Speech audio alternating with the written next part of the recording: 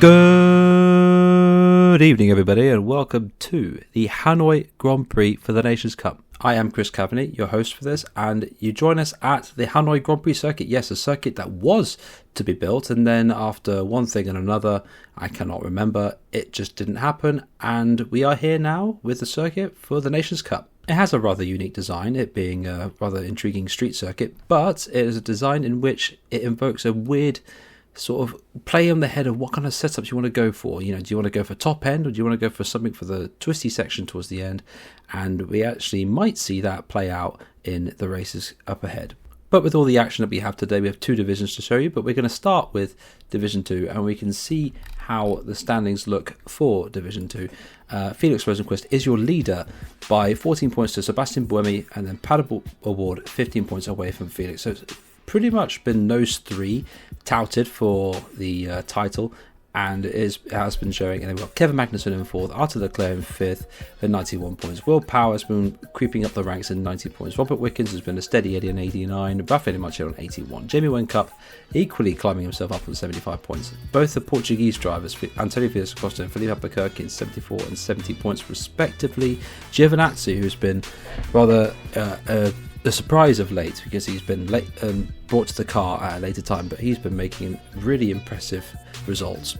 And we have Felipe Nasr in 13th at 64 points, Christian Lundgaard on 63, and then we have Roman De Angelis on 52 points, Stefan Bricelmi on 51 points, Marcus Harris on 49, Kelvin van der Linde 39, and then we have Sasha Fenestrat's 38. But then we got Leonardo Fornaroli, who was replaced by Antonio Giovinazzi, and then 36 points. Antonio Fuoco, who's been struggling here and there, but he's on 34. Rafael Camara 26. Sheldon van der Linde also on 26. Nico Verone struggling a lot on 19 points only. And then James Hinchcliffe on 18th. Maherbert Gunnathan with 10 points. And then we have the likes of Bruno Senna, Rafael Gomez on 8 points, and Fakiri on 2, and Gary Carter-Kane, the Indian driver, on nothing. And then we can see what the nation standings look like. And Switzerland lead the way on 192 points ahead of Sweden and Australia. Those three are at the minute in the promotion section. We've still got lots of racing to go, so this could well change, because we've got Canada in very close proximity in fourth place, and we've got Denmark in fifth on 158 points, just 34 away from Switzerland. So all can happen in one race weekend basically. And then we have Portugal on 144, Monaco on 142, Italy on 139, Mexico on 118, struggling a bit there, but it's been a sort of a one-man show there. And then we've got Brazil on 99 points, South Africa on 65, Argentina on 59, and India on 10. But with all that out of the way and no driver changes to report, we can now show you what the grid looks like for the sprint, the first race of the day. Antonio Giovinazzi starts on pole for that, with Arthur Leclerc next to him in second place. Sebastian Buemi, one of the title contenders, in third. Jamie Whincup in fourth. Pato O'Ward right behind Buemi in fifth. Kevin Magnussen in sixth. Felix Rosenquist then behind Pato O'Ward, all there in a bunch in seventh place. And then Will Power in eighth. Stefan Bricelmi in ninth. Felipe Albuquerque, who bar any issues in the sprint, will be starting pole for the feature race later, but he's here in 10th. Antonio Felix Acosta's compatriot in 11th, Roman De Angelis in 12th, Rafael Gomez in 13th, Marcus Harris in 14th, Rafael Camara in 15th, Rafael Marcello, a bit lacklustre compared to his teammate, in 16th. You've got Christian Lundgaard, equally a bit lacklustre compared to his teammate, in 17th. You've got Nico Verone in 18th, Sheldon van der Linde in 19th, Kevin van der Linde 20th, Felipe Nasr 21st, Antonio Fuoco 22nd, Robert Wickens 23rd, Sasha Fenestrat 24th, and then both the Indy cars bringing up the rear in 25th and 26th. And now for the first race of the day, it is to Ryan Ferris for the commentary.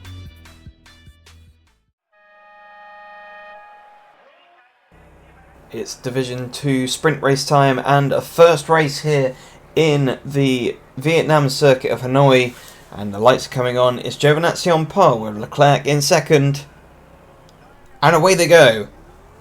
Great start there from Giovinazzi. Leclerc a little bit slow to get away, and it's Buemi there in third place, who's going to try and sweep round down the inside and actually getting a pair of them there. So Leclerc through into the lead with Buemi in second, Giovinazzi down into third, and there's Rafael Camara having a little bit of a instant there into turn one. There looks to be contact there with the Team Sweden car. Felix da Costa saying that he hit Felipe. There's Marcello, 9th position for him. So everyone Well, seemingly on camera got away cleanly, although we're waiting to see if there are any other stragglers. But it's Arthur Leclerc who leads from Buemi and Giovinazzi in third. Pato O'Ward very close there to Giovinazzi, and he's challenging there for third position, going around the outside, and he's taken that third position away from Giovinazzi.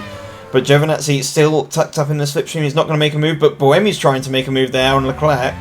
Not quite successful in doing so.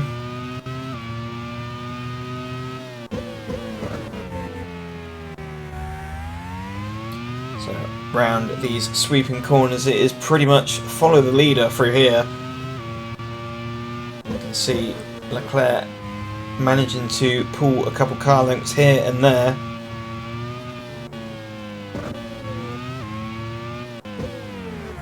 So you come through.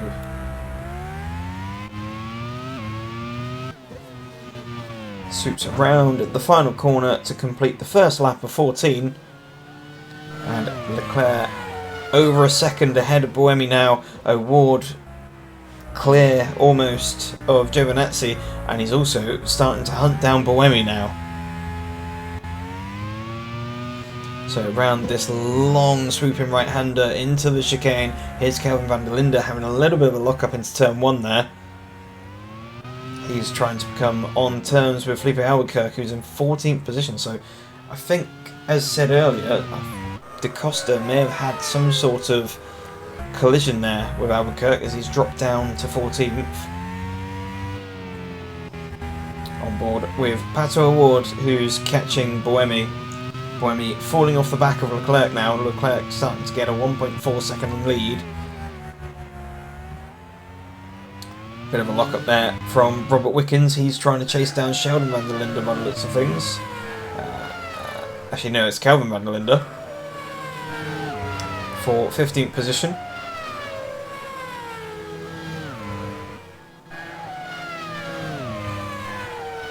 Seems that Team Canada not having the strongest of weekends so far. I know it's early doors, but potentially not the best of setups. Buemi saying what we probably already know, and that O'Ward is pretty quick today.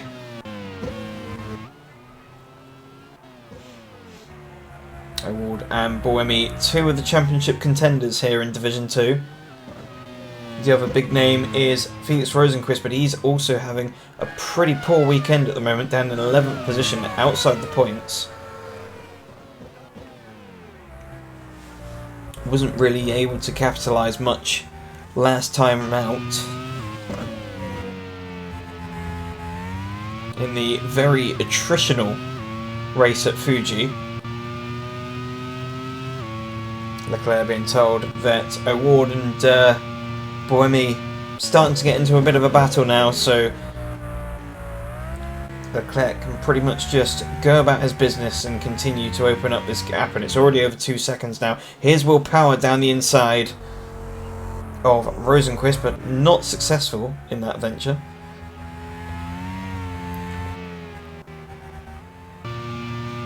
Here's Buemi.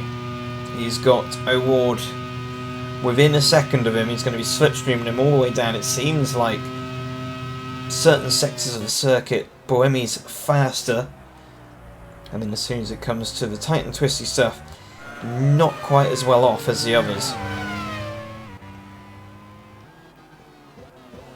And actually, I don't know if either Leclerc's made a bit of a mistake somewhere, or Buemi's upped his pace, because he's closed the gap slightly this time round. It's now under 2 seconds.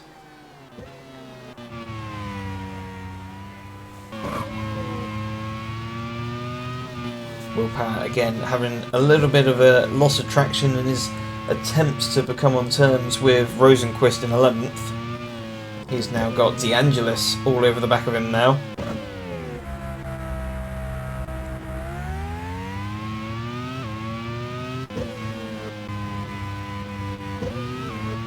So he come down at the start-finish straight. Here's Buemi once again. Still holding on to that second position ahead of O'Ward, but he's dropped time again. And here's Raghunathan into the wall, out of the final corner, and that's a rear wheel missing there for the Indian driver. The car just completely understeered into the barrier. and somehow lost the rear wheel from that. Front suspension obviously quite strong with these cars. And out for an early bath today for Raghunathan.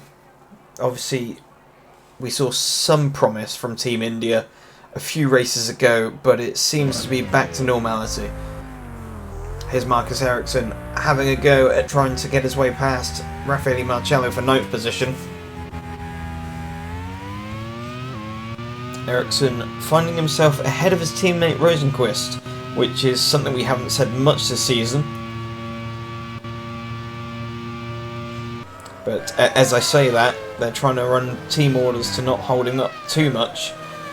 Obviously, Rosenqvist being in contention for the championship, and Rosenqvist has a dive up the inside, but obviously Ericsson not really taking too much notice of that team radio and shuts the door. But Leclerc sprinting away seems to be ebbing and flowing the gap, because it's now back down to 2 seconds. It was 2.3 seconds earlier.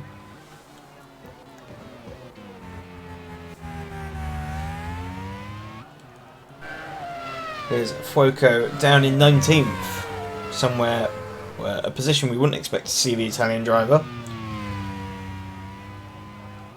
Meanwhile, his teammate in 4th position. Losing touch though with the two ahead. Ward still very much close and in contention for that 2nd position against Buemi. So here's Antonio Felix da Costa, and I think he's quite far off the back of the field. And indeed he is. So I think, based on the team radio message we saw earlier, he definitely had some sort of contact, potentially with his teammate, and has lost his front wing. And so that's why he's out the back of the field. Ward still pressuring Buemi for that 2nd position. Leclerc well and truly off up the road now, 2.7 seconds he has over Buemi, as Buemi now starts to go defensive for that 2nd position. Ward is now closing in the slipstream. As they come through these swooping sections.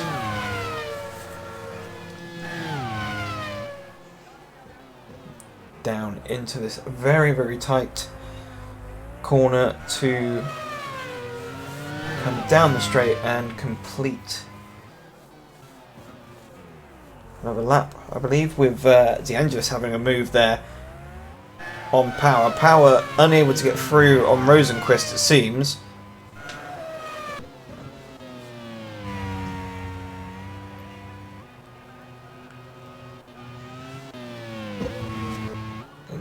And Ward definitely looks a lot closer this time to Buemi.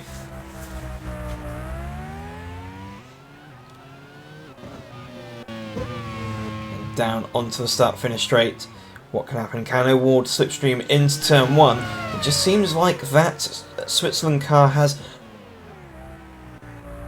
a little bit more get up and go out the corners, and that's Sheldon van der Linde on fire. So another retirement here for Sheldon van der Linde. Engines obviously expired, as we can see there. 2nd retirement of this race on lap 6.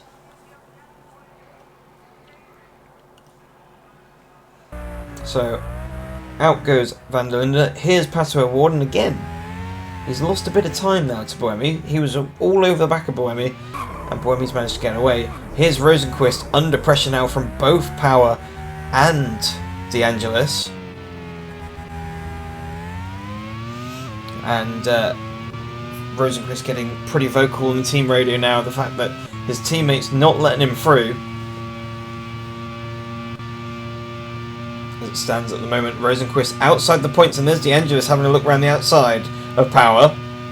And this is going to turn into the inside for the corner, and they're nearly 3 abreast into there, and De Angelis takes a pair of them. So Roman De Angelis goes from 13th to 11th in one foul swoop, and now he's going to go off after Ericsson. That's now demoted Rosenqvist down to 12th, so he's now 2 places away from scoring a point. And I think Team Sweden will be fuming with the fact that Ericsson hasn't allowed his teammate through. Still at the front, that gap still fluctuating. between Leclerc and Buemi, but it is still going very much in the favour of Leclerc. Buemi still soaking up the pressure of O'Ward from behind. Here's Wickens down the inside on Felipe Albuquerque, and that's Albuquerque was not prepared to let that position go. And for a moment there, that looked like pretty much a done deal.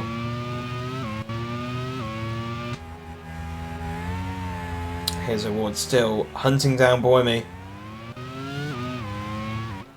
And you can see the various strengths and weaknesses between the two cars. But here's Ericsson, who's still unable to be on terms with Marcello just up ahead. He's now got De Angelis closing in on him. Power not really done much. You'd expect with the pace that he's had to be pestering Rosenqvist, but it seems Rosenqvist is somewhat more comfortable in that position at the moment, although still wanting to find a way through, or now the two drivers ahead to score a point.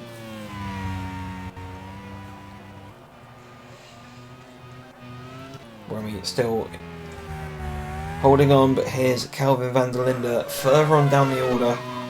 17th position, he's got Villagomez just ahead of him as well.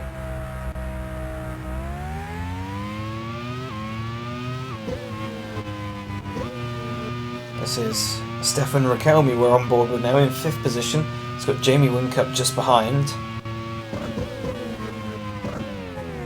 In a fairly comfortable, although that was definitely a mistake there into turn 1, and that's allowed Whincup to close on the 5th place position of Rakelmi.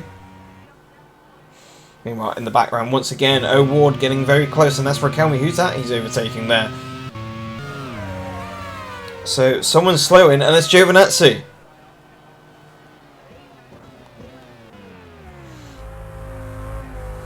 So, Giovinazzi, with an issue, he's going to have to make his way to pit lane.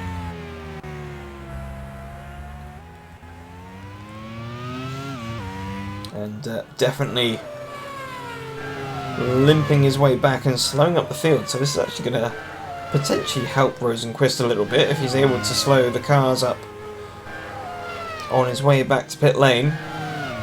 There's Rakelmi and Marcello just going through there. Here's Ericsson, but Villagomez, De Angelis, making his signature move down into the bottom corner of the circuit.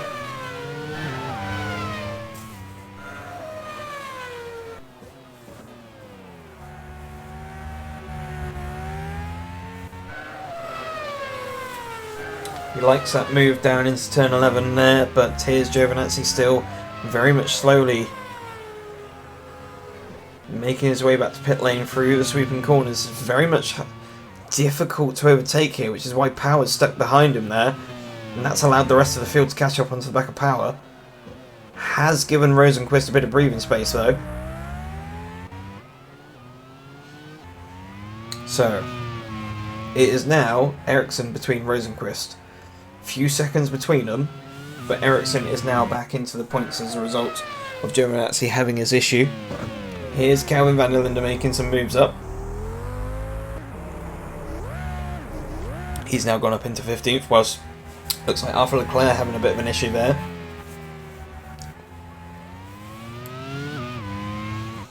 Still, 3.2 seconds is the advantage. He seems to have dropped Buemi, but Buemi's still unable to shake O'Ward, as you can see him tucked up in the slipstream. That's Fuoco getting very close there with Lundgaard. And Nico Verone having a bit of a lock-up further on down the back end of the field. Seems like Argentina, once again, not with the best of setup choices. They're both 20th and 21st position, is Verone and Fenestraz.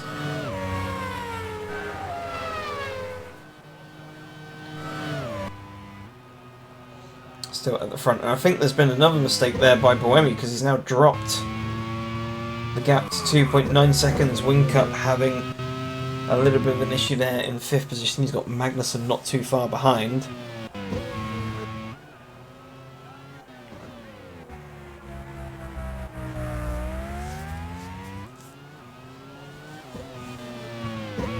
Point Cup being told the situation at the moment regarding the points and his teammate Power. Here's Award still unable to find a way through on Buemi. De Angelis having a look at Marcello. De Angelis being the standout driver at the moment this race.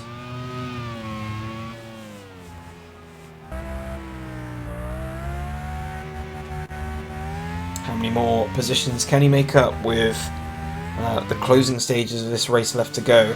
Here's Karthikeyan now being passed by Da Costa, so Da Costa finally catching up to the back end of the Indian driver.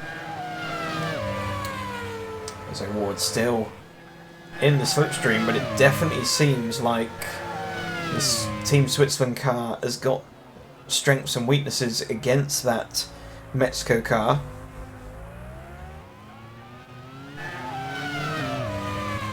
Seems the Team Mexico car is able to close during the corners, but just in the places where a move is not quite possible.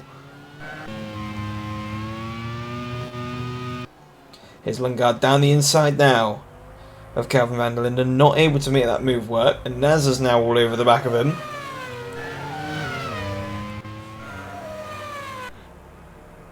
Here's Giovinazzi making his way back through the field. He's got to get past the 2 Argentine drivers. And he's definitely pushing to do so. A bit of a lock-up there from Giovinazzi, who definitely will be driving frustrated.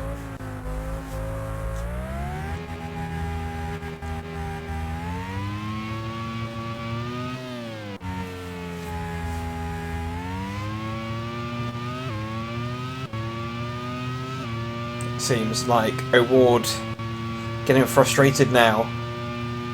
Definitely feels like he's quicker, but it just seems he's quicker in all the wrong places.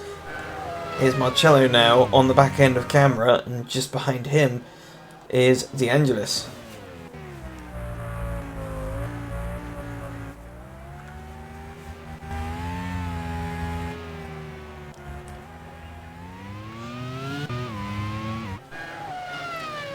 So here's camera at 7th position. Magnussen just a little further up the road, but not got the pace to match him, so he's just going to have to fend off Marcello for another few laps.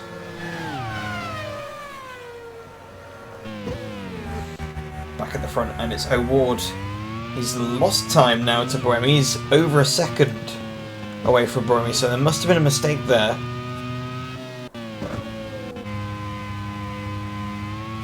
But he's still going to push and push towards the end.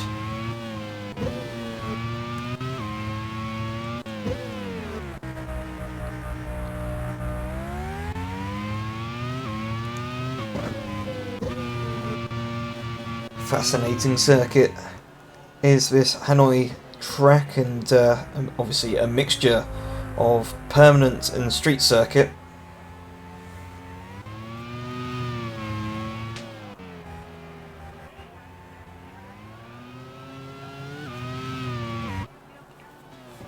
Here's Marcello having a dive down the inside of camera, but a bit too late on that decision and not quite close enough, and in doing so that's allowed De Angelis to catch up onto the back of him.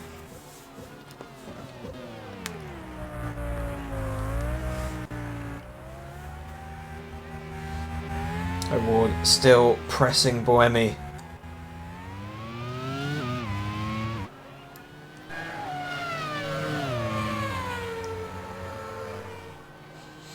But it seems like has the elastic band now broken between Buemi and Award. Seems Buemi's definitely responding, but Award not got much response back.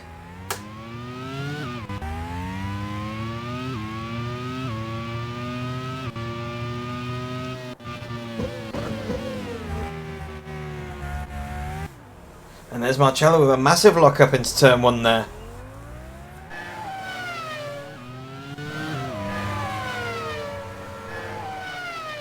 So actually, no, that's turn 11.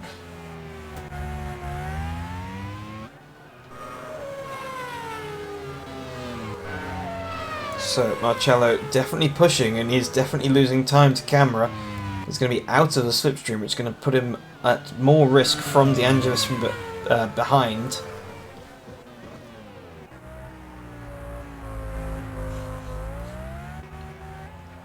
Here's Arthur Leclerc. 2 laps to go. 3.3 seconds is the advantage, and he's pretty much controlled this all race.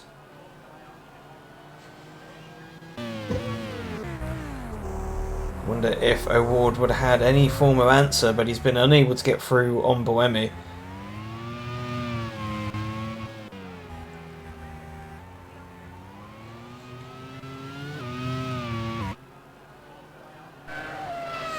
De Angelis with the 2 Team Sweden cars behind of Ericsson and Rosenqvist, and Ericsson's having a look down the inside, unable to get through there.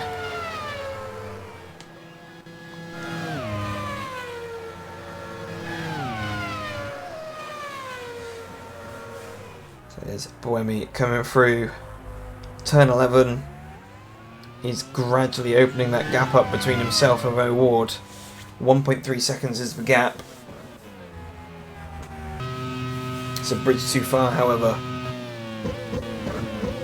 IKEA rules there for Team Sweden, and it's Rosenqvist through. So finally, many would argue, including Rosenqvist, that it's a bit too late. But Rosenqvist now promoted into 10th position, scoring 1 point. And he's got a lap and a half now to try and catch De Angelis just up ahead. But Leclerc comes across the line to start the final lap of the race.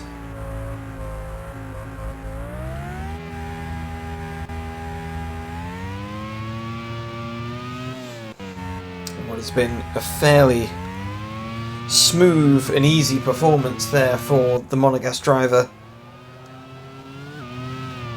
Just has the final couple sectors to go, but meanwhile in the background O'Ward seems to be having a little bit of a late race charge, but is it going to be too late for the Mexican driver? He's certainly closing the gap.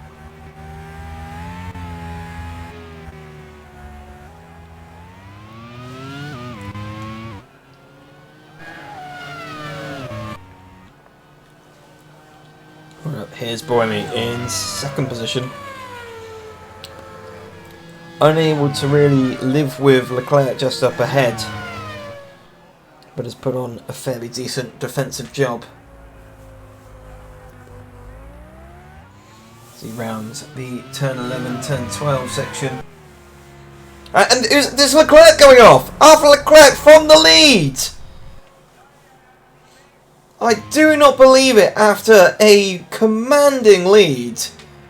Leclerc looks like a suspension failure there. Goes out from the lead on the final lap. He only had 1 sector left to go. And there's confirmation. Suspension failure for the Monegasque driver. And it just seems like the bad luck doesn't just go for his brother, it goes for him as well.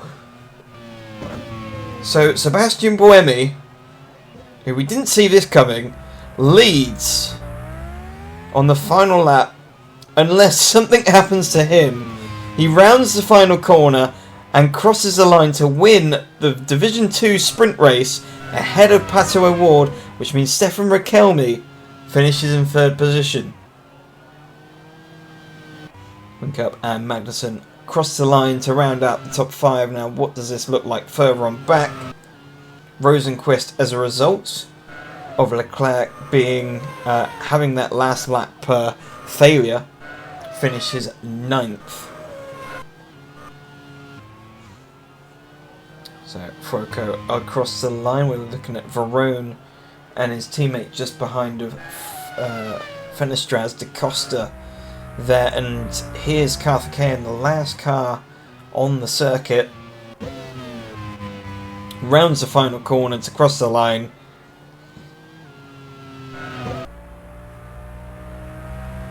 So here's confirmation. Sebastian Buemi wins here at the Division 2 sprint race, with Pato O'Ward second, Stefan Ricalmi third, Jamie Whincup finishes fourth with Kevin Magnussen in fifth, Rafael Camera finishes sixth with Raffaele Marcello in seventh, Roman De Angelis moves up into eighth position with Felix Rosenquist in ninth and Marcus Ericsson in 10th and scoring the last points paying position. Felipe Albuquerque came 11th with Will Power in 12th and Robert Wickens in 13th.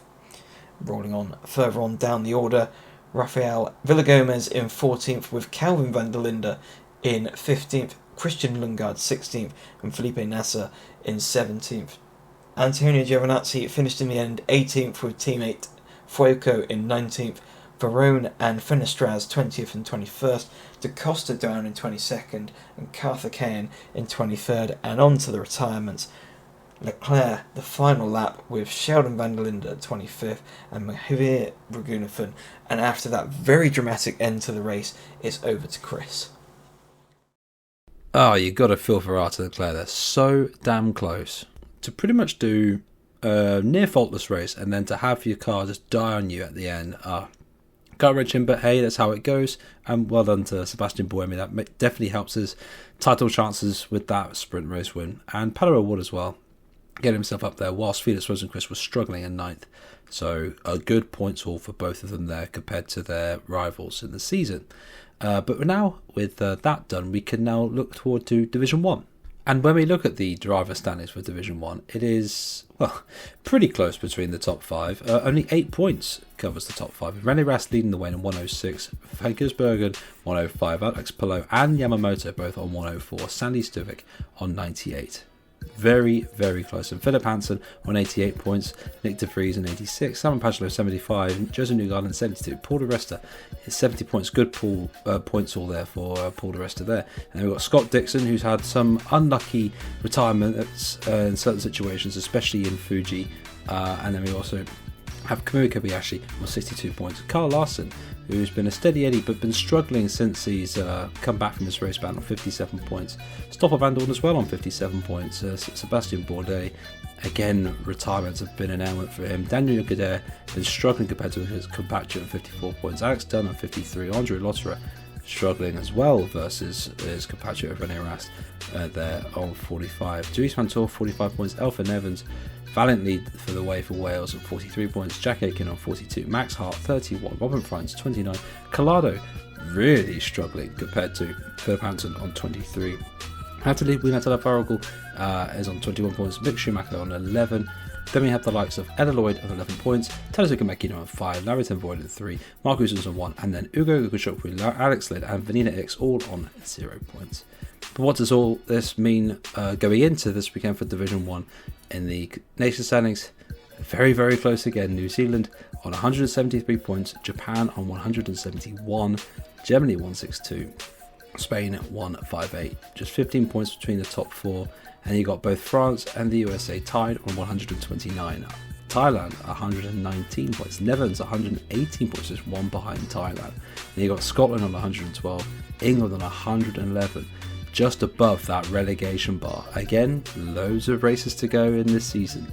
Anything could happen, but that is flirting with the relegation line there. Belgium on 103 points. And they've got Ireland on 84, and then Wales with 54.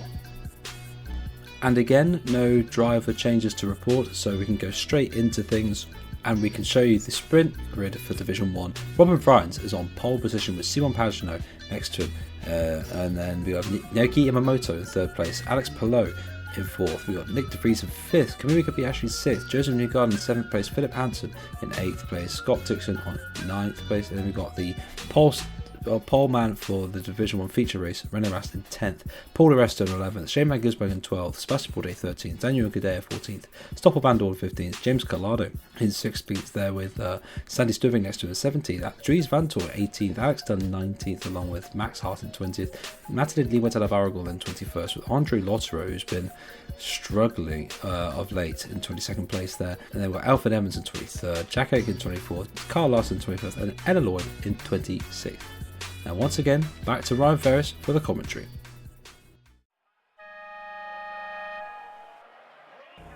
Division 1 sprint race action here in Hanoi.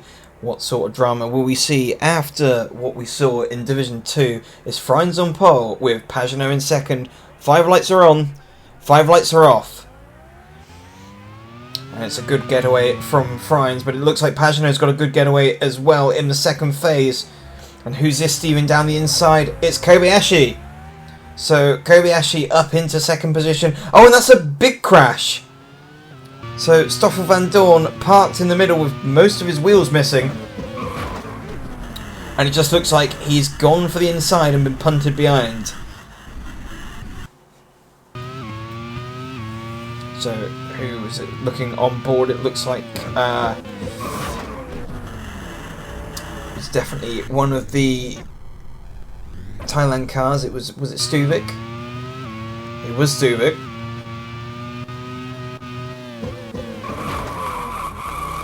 And it just looked like a bit of a racing incident there.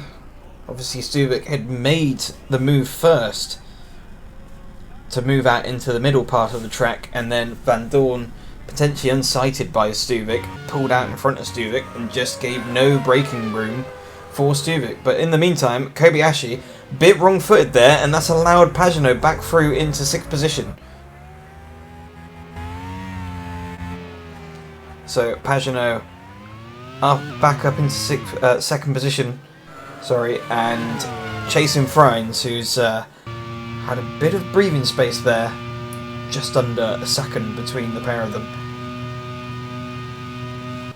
So on board with current race leader Robin Frines as they come down to turn 11 for the first time, and that's O'Ward being challenged there by Van Gisbergen, and Van Gisbergen takes 4th position away from the Spanish driver.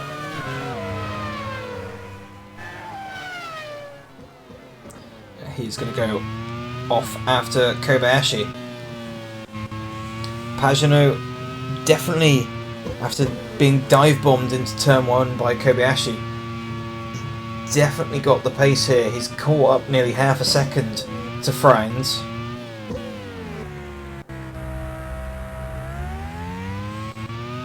Be right on board with our race leader, as you can see there, as they come to complete the first lap. The gap, 0.7 of a second there between Frines and Pagenaud. Kobayashi dropped massively actually in the second part of the lap. The gap is about 1.3 seconds between Pagenaud and Kobayashi.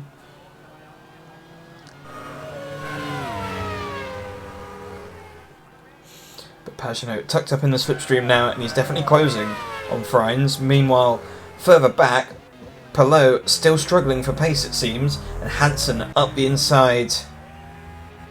Actually no, that's Collado. Collado, who we're not quite used to seeing this far up of recent, is up into 5th position.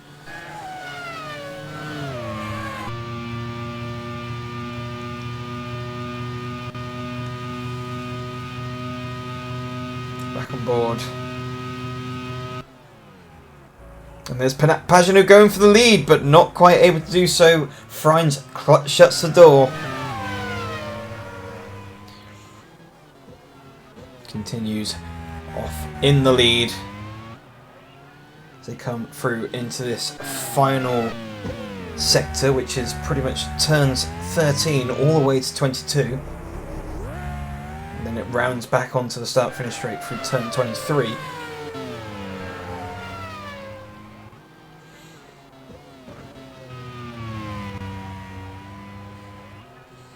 So, just looking at Rast here, under pressure from Lee Wataragu. This is the battle for 13th position. Pagenaud sets the fastest lap of the race.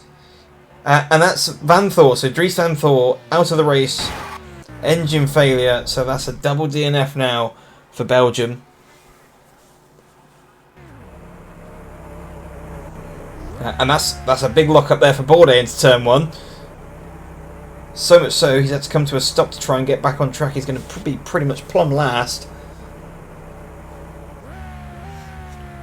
And back onto the field he goes. Van Thor still Moving along. It looks to be Collado's going backwards. What's happened to Collado? He's down into 11th and outside the point, so something's happened to James Collado. Meanwhile, we're looking at this battle for the lead between Frines and Pagenaud.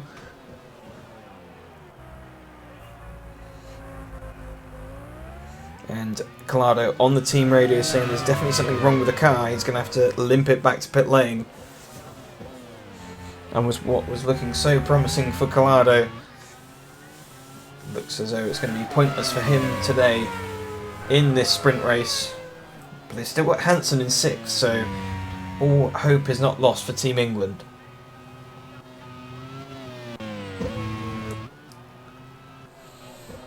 Pagenaud still stalking Frines.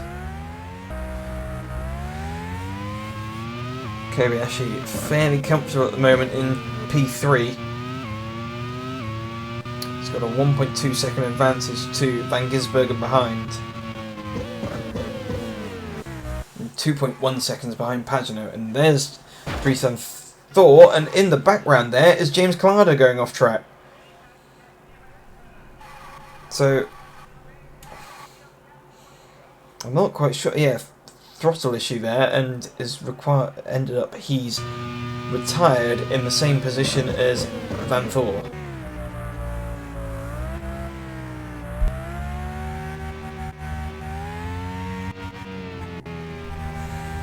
Pagenaud still all over the back of Frines. He's tucked up in the slipstream as they come down this long straight.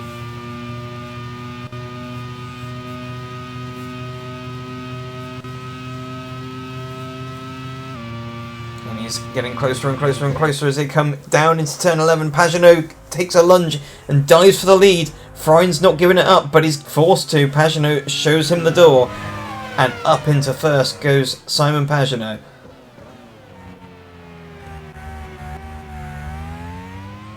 Now, what can Frines do? Can Frines do anything?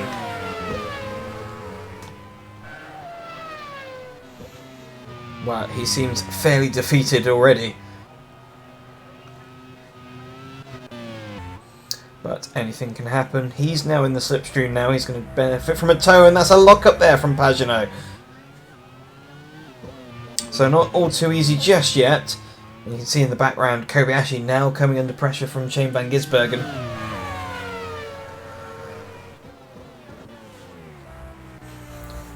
Pagenaud's car definitely has the legs over Frines. You could see he was pulling a car length or two down that start-finish straight, but then Frines closes up on the brakes.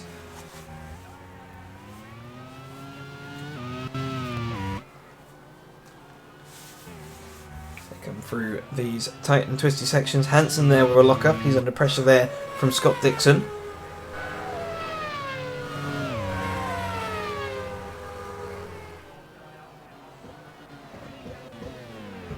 Dixon getting ever closer. He's having a look there. Into turn 6 as he come round turn 7 and 8. But here's Pagenaud starting to sprint away from Frines. Frines just about hanging on to that slipstream.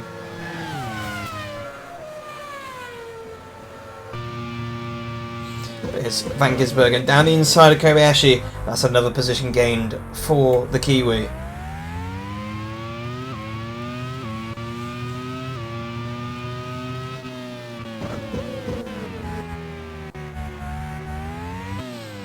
So definitely seems like he's got some early race pace. Can he now close the gap between himself and Robin Frines? The gap already opening between Frines and Pagenaud to 1.5 seconds.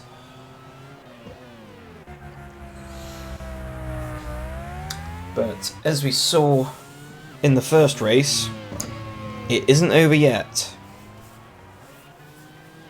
Anything can happen between now and the end of lap 14. 5 laps completed of the 14.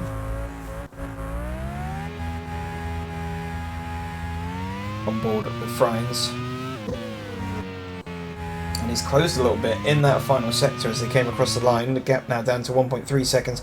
Here's Stuvik on teammate Liwa Faragu, and well, obviously disqualification over his head, although I feel the team manager may be protesting that because he may feel a bit hard done by that.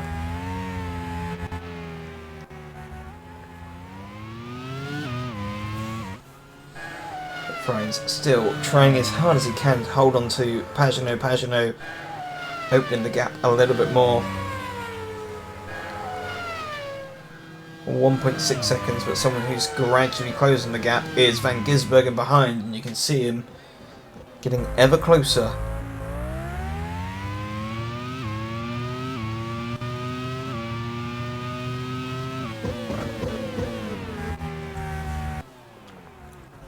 Here's Yamamoto trying to look down the inside of De Vries. Needs to be a little bit more committed than that into turn one.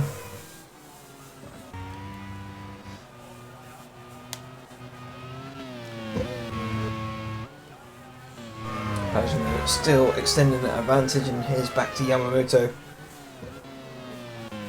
He's going to want to try and get the job done as soon as possible because he's got Rest closing onto the back end of him. The team just telling him that, but he's obviously wanted to keep himself to himself.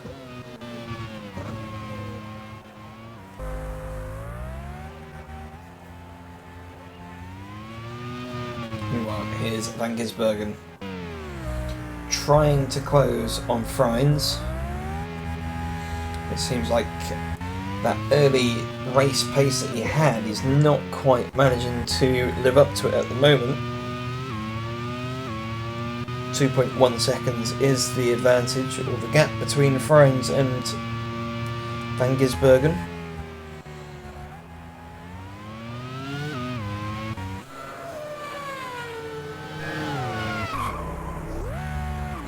Here's Andrea Lotterer.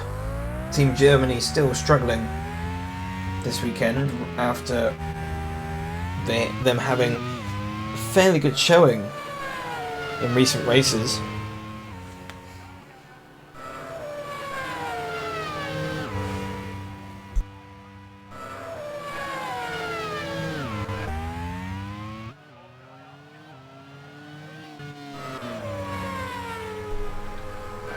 Pagenaud pretty much still doing, or managing to do, similar to what Leclerc was doing in the first race. And just chipping away at that advantage. Extending the advantage, 2.6 seconds. There's obviously one of the sectors where Friends is stronger. As you will see, a drop in the gap. But Pagenaud in management mode at the moment. 17 laps completed, so half race distance. Sorry, 7 laps completed. Be a bit interesting to have 17 laps completed of a 14 lap race, but back on board with Robin Friends. Still able to see Pagenaud just up ahead. I think the carrot is being dangled still within reach to a degree, and that's allowing him to push hard enough to stay ahead of Van Gisbergen.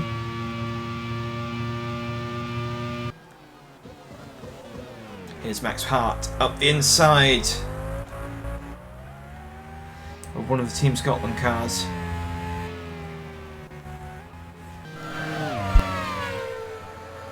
Dixon now challenging down the inside on Palou, so position gained there for Dixon. He's up into 5th position.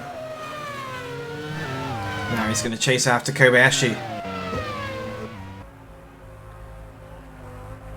Meanwhile, it's still a squabble going on between positions.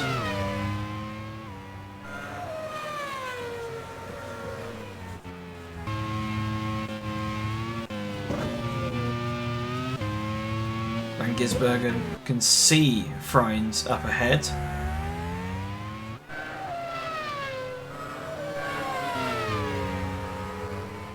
Meanwhile, further on back, here's Ella Lloyd. And he is, or she is ahead of Daniel Kadea.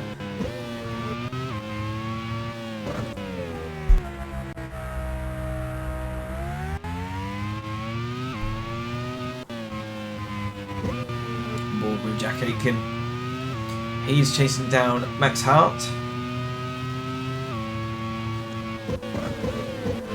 And Aitken struggling at the moment for pace, although he looks as though he's faster than Hart ahead. Here's Cal Larson down in 23rd position. Position that you wouldn't really expect to see the NASCAR driver. He's been fairly strong all season.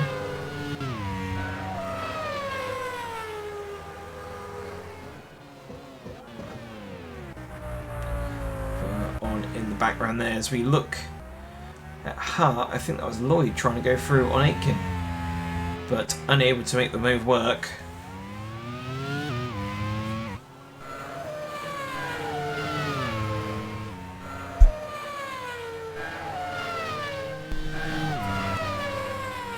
Lloyd getting closer and closer.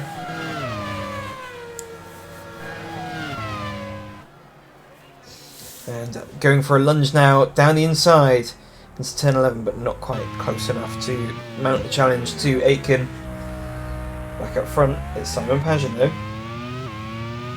The gap ebbing and flowing. It's now 2.7 seconds between himself and Frines. Frines still keeping a comfortable advantage to Van Gisbergen, whose progress is somewhat slowed.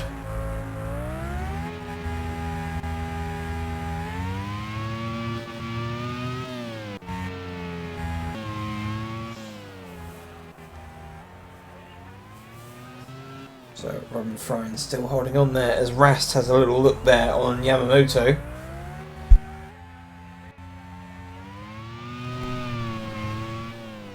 But Yamamoto unable to, or Rast unable to get through on Yamamoto there. But there's a move potentially coming.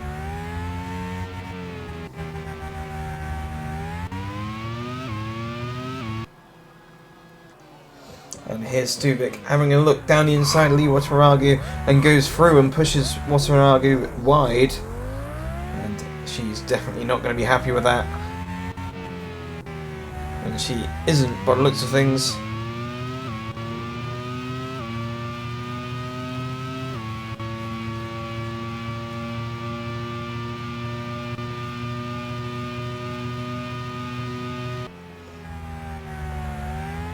Meanwhile, back at the front end, Frines still dropping an advantage as Lee Wataragu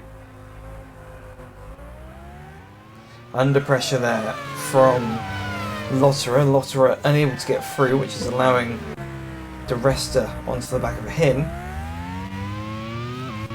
But Pagenaud at the front still chipping away and gradually adding to his advantage. 10 laps completed of the 14. 4 more laps to go.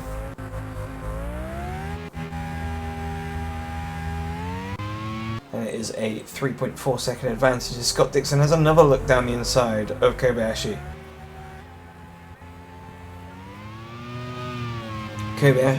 Dixon with some definite late race pace. Could this be a sign how everything all pans out for the feature race? Further on back, Philip Hansen tucked up in the slipstream of Alex Palou. Palou, who hasn't quite had the performance in certain areas compared to other people on the track. But he's definitely driving as hard as he can to try and hold on to that 6th position. Currently the only point scorer for Spain at the moment, as Juncker is not even in the top 15.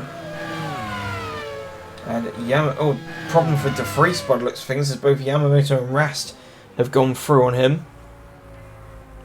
And he continues to tumble down the order, so definitely looks to be an issue, and there it is. De Vries, I don't think, whatever the issue is, I don't think he's going to make it back to pit lane. And indeed he doesn't, so off goes De Vries.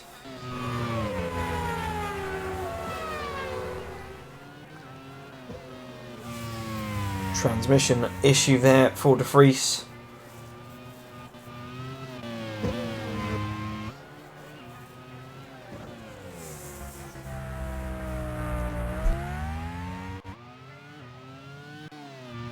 So here is Hansen chasing down Alex Palou. Palou, who seems to be an easy target at the moment, as Kobayashi is now under pressure from Dixon still. Dixon still unable to make a move.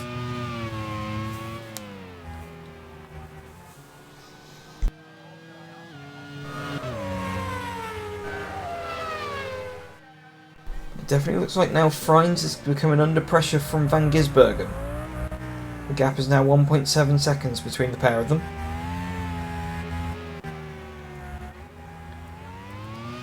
I think it is progressively closing between them.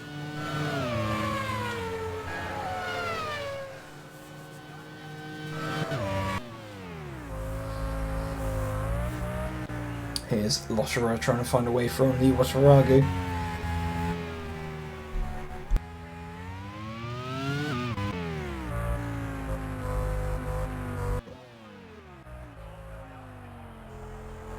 Through again, tries Dixon on Kobayashi, but once again, Dixon unable to get through on Kobayashi.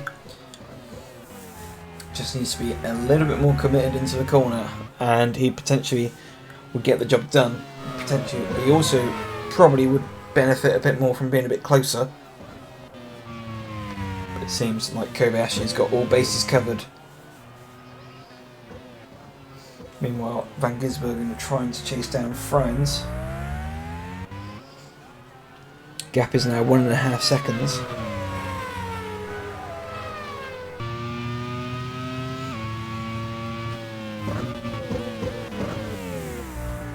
On board with Van Gisbergen. Dixon again has a lunge on Kobayashi, but once again unable to get through. He's going to want to be quick about this, as he's got Palou getting very close. Further behind is Hansen of Team England in 7th.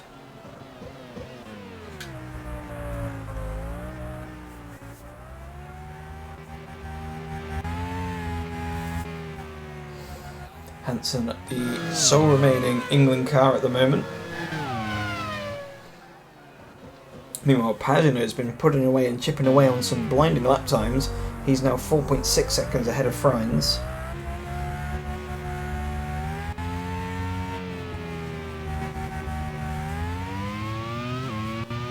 Here's Award under pressure now with Bourdais. Obviously Bourdais recovering from that off he had at turn 1 earlier.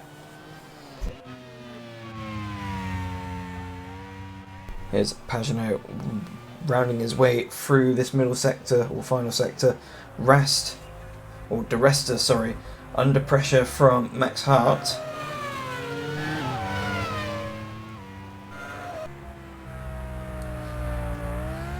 Van Gisbergen still trying to find a way to catch Freins, but it's looking like that's not going to happen as they come across to start the final lap of the race.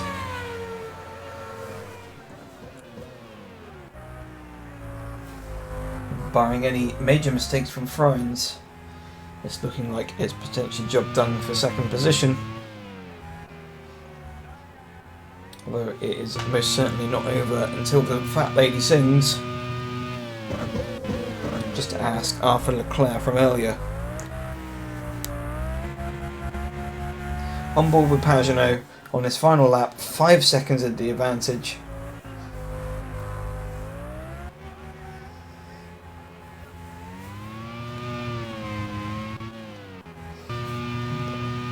On board with Pagenaud as he comes through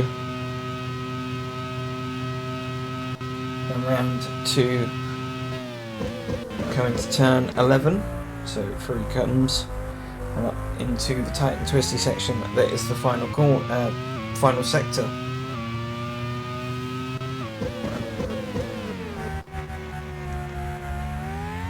So he's managed to get past where Leclerc failed. He's just going to get through this tight and twisty, winding final sector, and it'll be race job done for Pagenaud. There he goes, comes through and rounds the final corners. Here we go, and down the start finish straight to win here in Hanoi. So Simon Pagenaud wins from Robin Freins in second, and Van Gisbergen in third. A good drive there from Van Gisbergen. Dixon managed to get through on Kobayashi for fourth position, and Kobayashi finishing in fifth.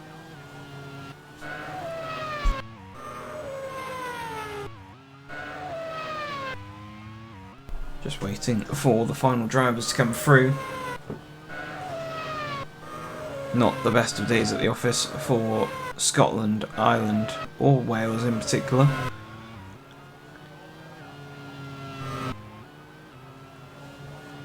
Comes Aitken across the line and is the final person. So race over. Confirmation there. Simon Pagenaud wins here in Hanoi in the Division 1 sprint race ahead of Robin Freins. Shane Van Gisbergen in third with Scott Dixon in fourth. Kamui Kobayashi was fifth ahead of Alex Palou and Philip Hansen in seventh position. Joseph Newgarden finished in eighth position with Yamamoto in ninth, Rast 10th, Lotter 11th, Lee Wataragu 12th and Elvin Evans in 13th. Moving further on down the order, and it's Alex Dunn who finishes 14th ahead of Paul di Resta in 15th, Max Hart in 16th, Ella Lloyd in 17th, Sebastian Bourdais in 18th after that early-ish incident, Daniel Juncker 19th with Carl Larson 20th, and Jack Aitken being the final car across the line. Nick de Vries failed to finish with a transmission failure, Collado with a throttle issue, Van Thor with a water leak, and Stoffel Van Dorn with the accident. Stuvik disqualified, although I feel that isn't the end of that. Going into the final races of the weekend is back over to Chris. Another pretty commanding sprint race win there for Team France and Simon Pagenaud. Very, very good. And then another good points haul for New Zealand. Much needed for their championship hopes to keep themselves at arm's length from anybody behind them. And it's a pretty good racing all round. And let's see what the feature races can bring. And we can now cut to the Division 2 feature grid now. And we can see that Felipe Albuquerque starts on pole with Stefan Riquelme alongside him, just 0.081 away. And then we have Will Power in third place. And then we have Felix Rosenqvist bidding to get some good points after that sprint race, with Kevin Magnussen in fifth, Paolo Ward in sixth, Jimmy Winkup in seventh, Sebastian Buemi in eighth. Those three all on the same side of the track there at the grid. Can make it very dicey, I'm sure. And then we have Arthur Leclerc in 9th, Antonio Giovinazzi in 10th, Antonio Felix Acosta in 11th place, Raymond De Angelis in 12th, Rafael Gomez in 13th, Marcus Ericsson in 14th, Rafael Camara in 15th, Raffaele Marcello in 16th, Christian Lundgaard in 17th place with Nico Verona alongside him in 18th, Sheldon van der Linde in 19th with Kelvin van der Linde, his brother, next to him in 20th, and Felipe Nasr in 21st, Antonio Fuoco in 22nd, Robert McKinnon in 23rd, Sasha Fenestad in 24th, and then we've got both Indy cars at the back, 25th and 26th. And then once again for the feature race, first one of the day, back to Ryan Ferris.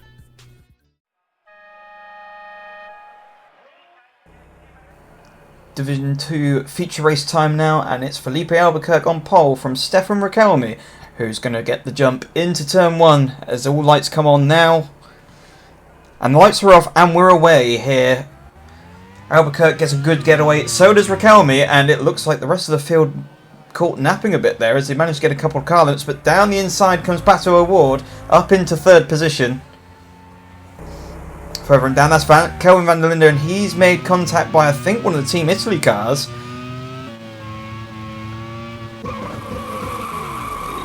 Well, there's a few cars involved there.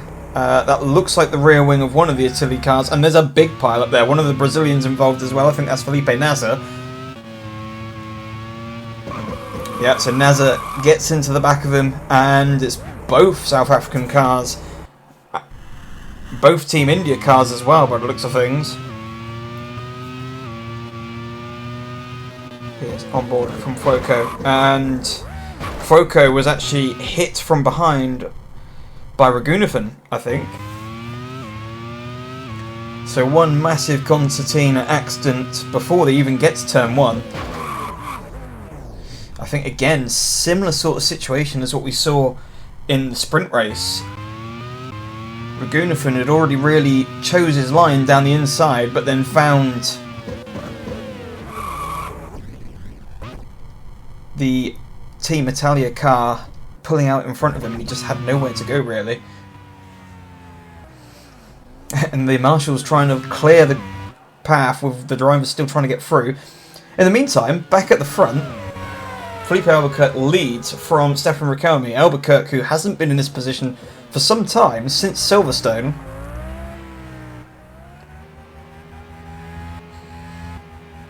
And a confirmation there that the incident will be investigated after the race, but importantly, championship-wise, Pato O'Ward with a blinding start. He's managed to come out ahead of Felix Rosenqvist. Now, where's Rosenqvist in the order? He's dropped down to 9th. And also, Buemi dropped down to 13th. So, the other two championship contenders not having the best of starts. And now O'Ward managing to capitalise. As Villagomez up the inside of Will Power. So, it's Mexico 3rd and 4th at the moment.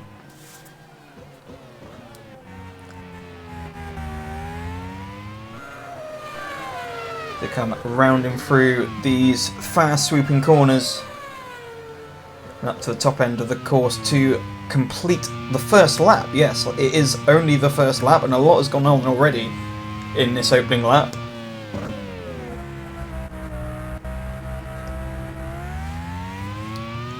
So up and around through the final corners they go, onto the start-finish straight.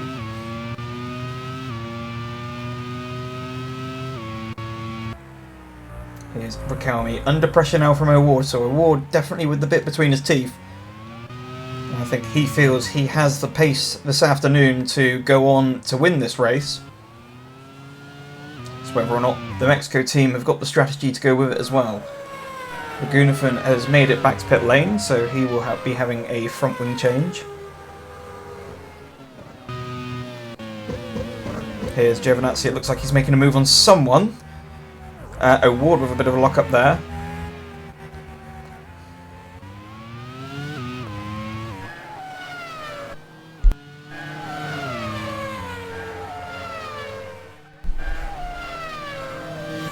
And O'Ward's actually got his teammate quite close for company at the moment, and it looks like Villagomez is shaping up for a move here, which O'Ward will not be wanting to see, but down the inside he comes.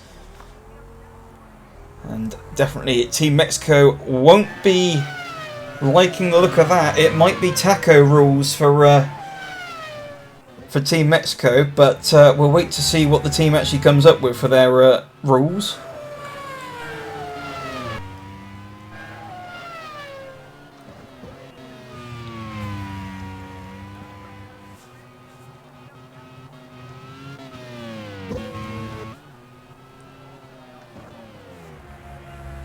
So still carrying on. Top three pretty much unchanged. The gap's fairly even across the field, with Albuquerque, Riquelme and O'Ward still your top three. Further down the back of the field, 8th position here for Lundgaard, who's now under pressure from Will Power, and Will Power's actually dropped backwards a bit.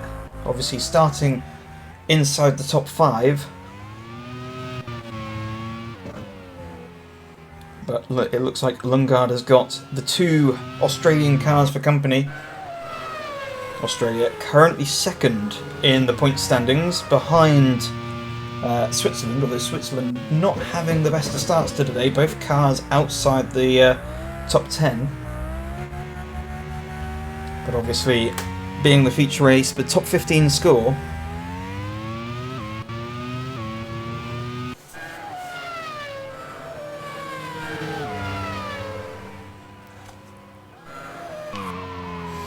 And here's Ragunathan tripping himself up, pushing hard, trying to catch up with the field, although hindered very much by his own car. Here's Roman De Angelis, and he's all over the back of Felix Rosenqvist for 9th position. And he has a trail of cars behind him. So here is your leader, Felipe Albuquerque. And it looks like Raquelme's starting to up his pace. They've got past the opening laps. Now starting to settle into a bit of a rhythm, and it seems like Raquelme's rhythm somewhat faster than Albuquerque's and the chasing pack as well.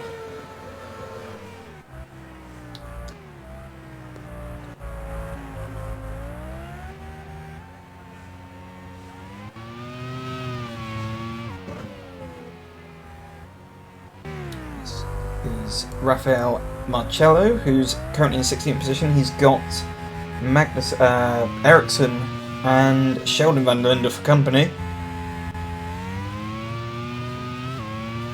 Marcello, who finished fairly strong and in a decent position in the sprint race early, he's hoping to do the same today, as Will Power has a bit of a lock-up.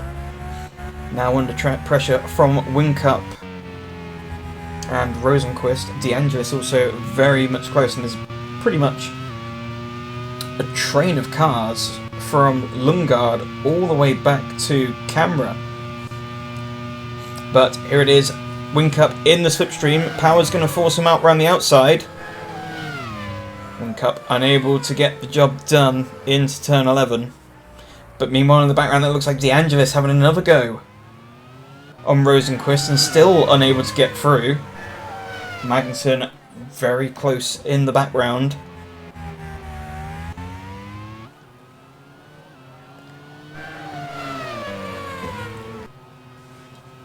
So here is Raquelme. It looks like Albuquerque's trying to respond. The lap 1.8 seconds, or the gap is 1.8 seconds.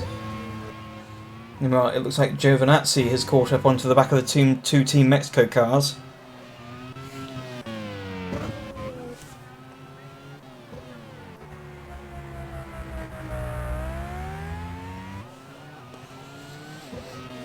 Meanwhile, the two Argentine cars all caught up in that turn 1 incident.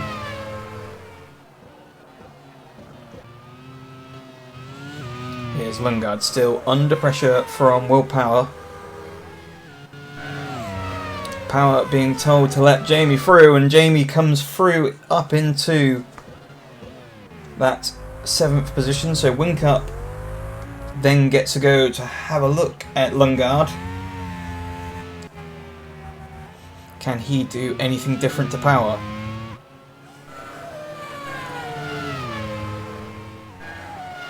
So Power now finds himself ahead of Felix Rosenquist.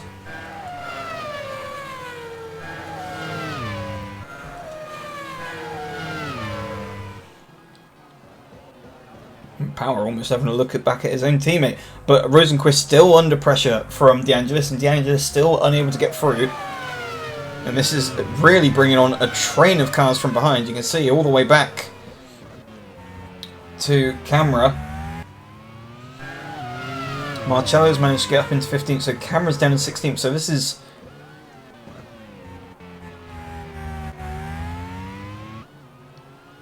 pretty much a battle further on back. All these guys in their own little race here as a result of what happened in turn 1. They've lost touch with the rest of the field. Here's O'Warden in the background. That's definitely a Lunzer from Giovinazzi. Has Giovinazzi gone through into 4th? No. Villagomez holds on.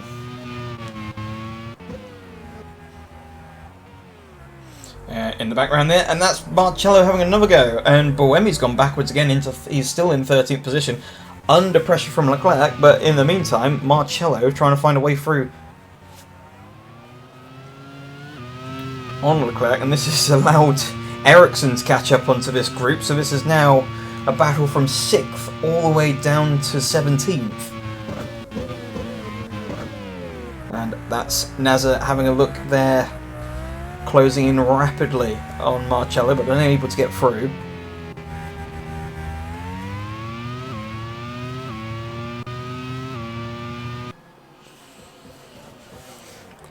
Meanwhile, Raquelme still chipping away at that advantage to Albuquerque. He believes he should be going wrong and hit long, and here's De Angelis down the inside again on Rosenquist, but not close enough. That's allowed Magnussen to close in, but again he's been wrong-footed, which allowed Da Costa to have a sniff, so it's pretty much pass or be passed at the moment, but no one able to really do anything to make it stick.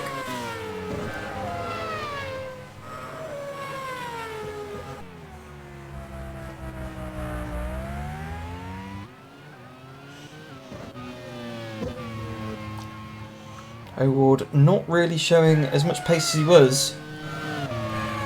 He's almost holding up his teammate, although not quite close enough to make a challenge. And the team will probably be telling him to play rear gunner to the fast Giovinazzi, as Magnussen has another little look at De Angelis. Camera with a bit of a, well, more than a bit of a lock-up, that's a big lock-up there for Camera.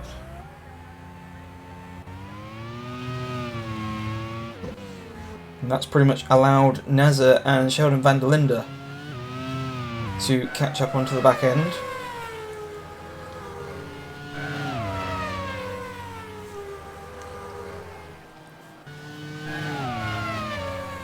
Once again, here's O'Ward. Still in reaching distance of Riquelme, and Riquelme keeping the gap the same to Albuquerque.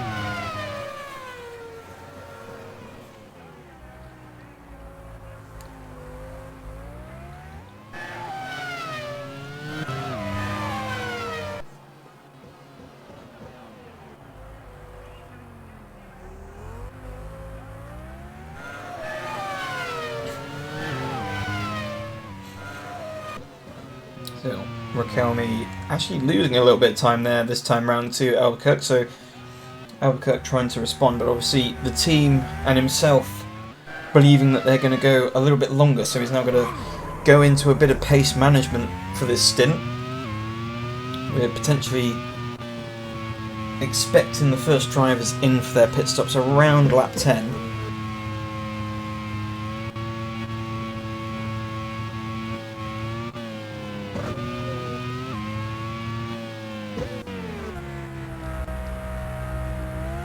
A very, very taxing circuit on the tyres. Obviously, a lot of corners, putting a lot of load, and the data sheet's basically saying that the undercut is pretty powerful at this circuit, and tyre delta will be a large factor of the result.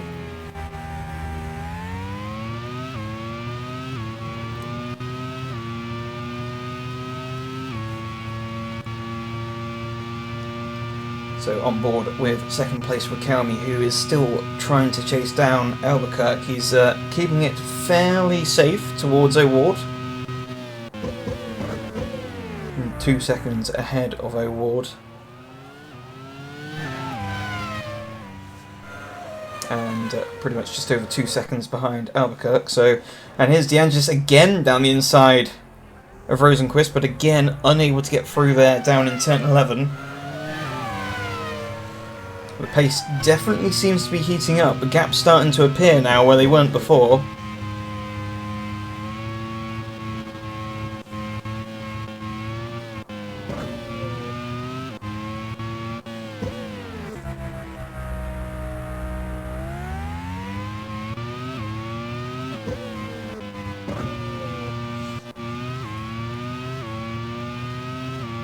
This is on board with O'Ward, and he's looking back to Villagomez, who's now lost touch with his teammate, and this is now allowing Giovinazzi to have a look and putting his teammate under a bit more pressure. And van der Linde's out, so Kelvin van der Linde out of the race. What has happened here?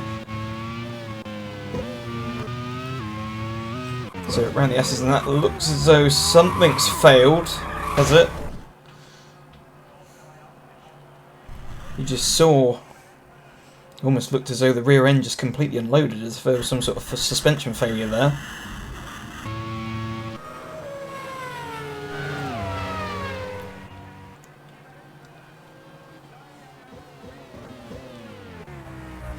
So, back at the front.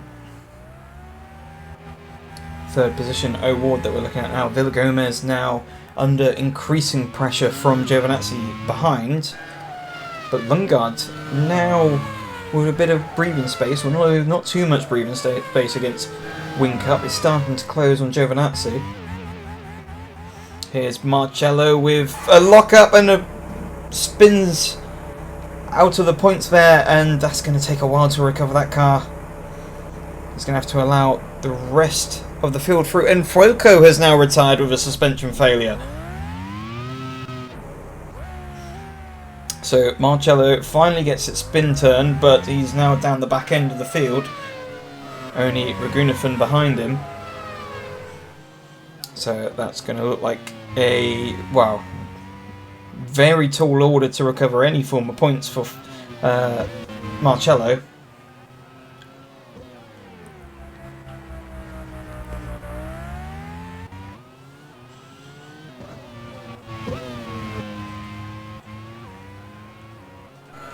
Meanwhile, Riquelme actually taking a bit of time out of Albuquerque there.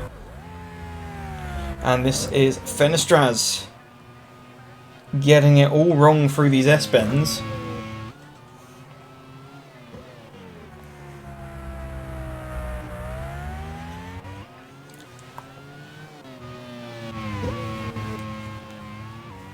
Still lives on. Riquelme still comfortable in that second position, although O'Ward has closed a little bit, so Whincup now under pressure from Power, and it seems like the attack and the team orders that were made for Whincup to attack on Lundgaard hasn't really done much, and basically in the same position. It looks like it looks like Albuquerque's starting to slow, and he's been told to box this lap. So, as we said, 10 laps completed.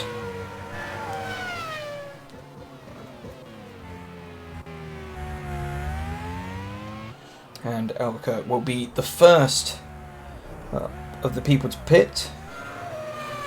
Now, they're doing well for the first part of the stint, but where the others are going to go a little bit longer, they're going to have a better tyre delta for the second part of the race, towards the end of the race.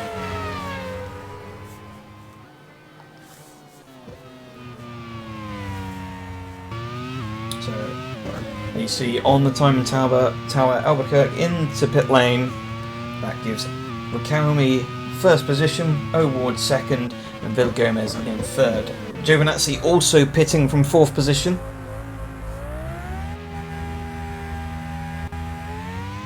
So that promotes Lundgaard into fourth position and Whincup into fifth. And Power very much complaining about the fact that, well, you told me to switch positions because Whincup was meant to be faster, but he hasn't done much better. So I'd be being very upset if I was in Will Power's position, and rightfully so, as Albuquerque finds himself having to pass his teammate and has found himself in traffic, so that early stop may have not worked as well as the team would have wanted to.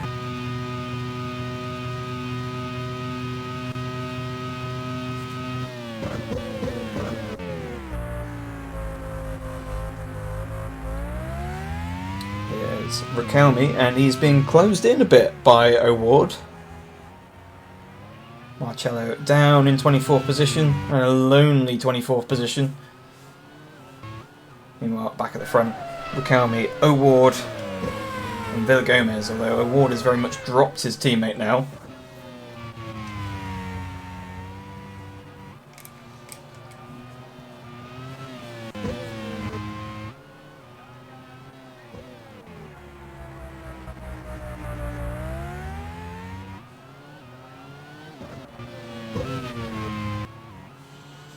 Here we go.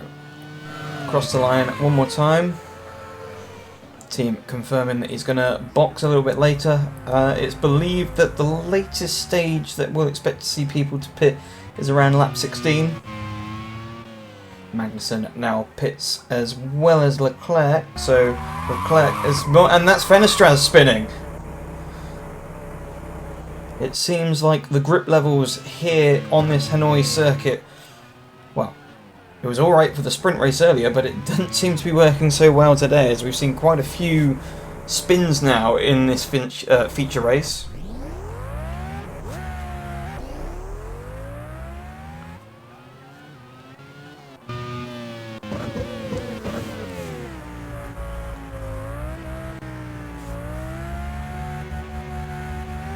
Is on board with the Gomez, who actually closed a little bit on O'Ward that last lap.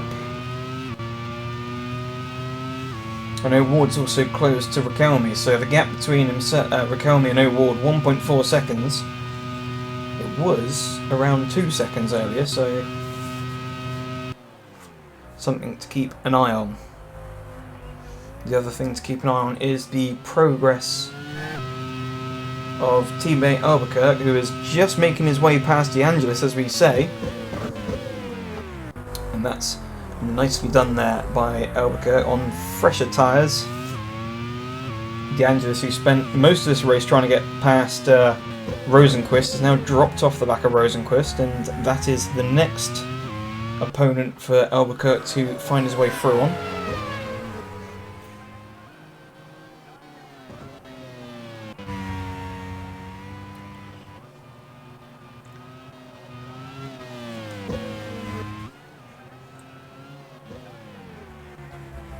Just look how quickly he's able to catch on Rosenquist in front, and how quickly he's managed to drop De Angelis behind, as we see Will Power coming into pit lane. So essentially the team may be employing the undercut on his teammate Whincup.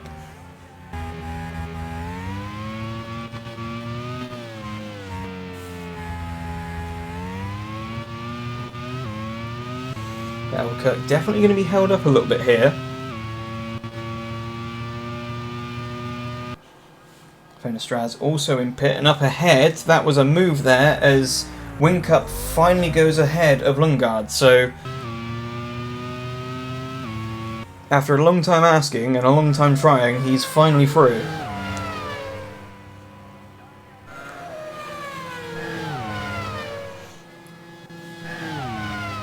Gomez saying he will help his teammate if he has to.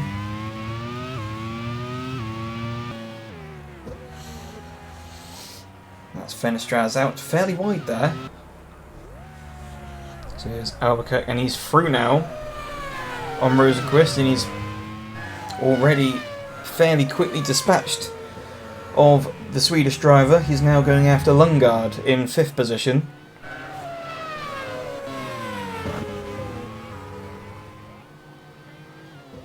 O'Ward calling for the box at the end of lap 12.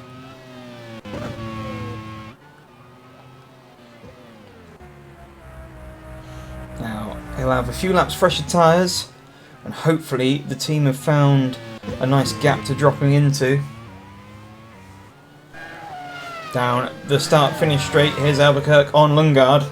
Again, fairly easy pickings there. So through he goes. Where does O'Ward filter out? He's just out, and he is behind Giovinazzi. So that hasn't worked out particularly well for O'Ward. Obviously Giovinazzi was behind O'Ward, in fact 2 places behind O'Ward, and has managed to leapfrog him, but O'Ward has got the fresher tyres.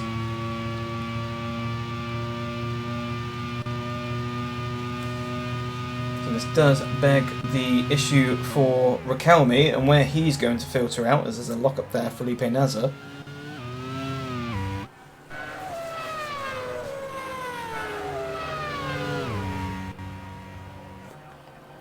As we approach half-race distance,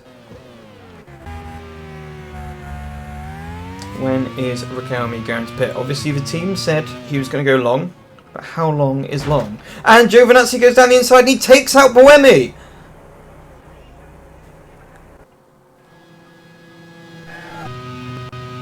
And that was a bit more than just Braille overtaking there from Giovinazzi. I think the stewards would definitely be having a look at that. Obviously, Giovinazzi trying to make his way through, under pressure there from O'Ward. He does make a dive and the door was open, but it was a very, very late dive there from Giovinazzi. That is what was looking to be a very positive day for Team Switzerland, obviously taking the lead in the Teams Championship with that win for Buemi. It's most likely going to end up pointless. So there's confirmation there. Giovinazzi has been disqualified from the race.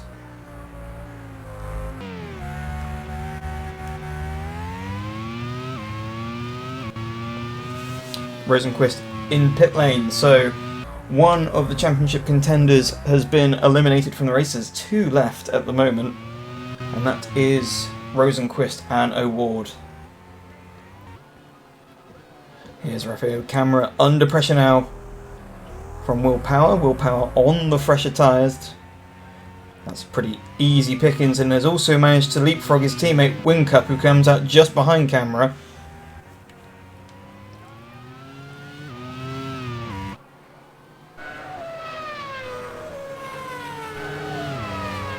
But this is going to be a fairly easy overtake, even on slightly colder tyres, but they're definitely fresher than Camera's, who's been going for 14 laps now on those tyres.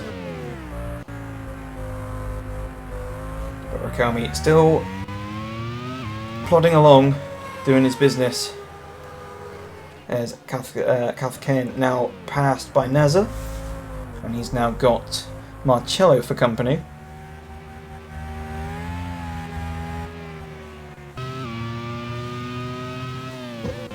On board with Lundgaard, who now runs in third position, again yet to stop. And Albuquerque's actually running in second now. Here's Marcello trying to find a way through on Carthagena. And he's going to try around the outside. Now that's fairly different, but that's going to give him the inside for turn 11. But we cut back to Arthur Leclerc, who's in a battle with Robert Wickens, I believe. Yes, so 14th and 15th there. DeAngelis, Wickens' teammate, just up ahead.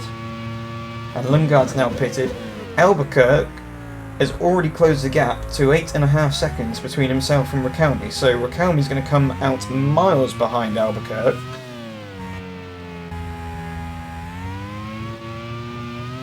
But as the team are telling him, the tyre delta will be alarming there for Raikkonen. He'll have much fresher tyres, and providing he comes out in a nice and clean, fresh air, he can put in some near enough quality laps to the end. So we're expecting potentially Raikkonen to pit at the end of this lap. Giovinazzi goes through on Villagomez, although that doesn't matter too much because he's been disqualified. So Villagomez a net 4th, although he's yet to stop as well. So that will promote O'Ward into third position.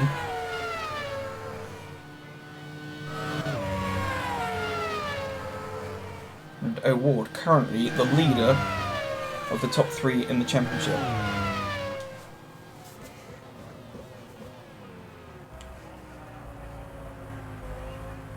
With Rosenqvist down in 11th at the moment.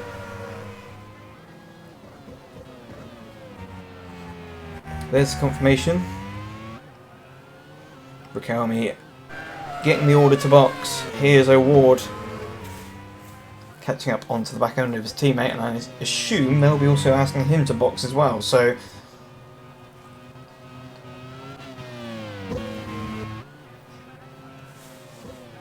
Raikkonen in, and we'll see Albuquerque go through, and indeed Albuquerque takes the lead.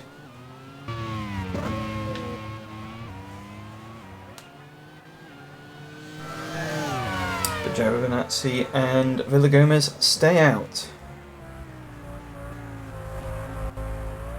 And actually, based on the pace, I think I might have missed it actually, that Villagomez did pit earlier. But here's Raikkonen, so he's came out behind O'Ward. Again, he's going to have the tyre delta over O'Ward. And he's probably going to make short work of O'Ward down the back straight. But actually, he's not quite close enough as Villagomez has a look down the inside, but so does Raikkonen, and none of them get the move done.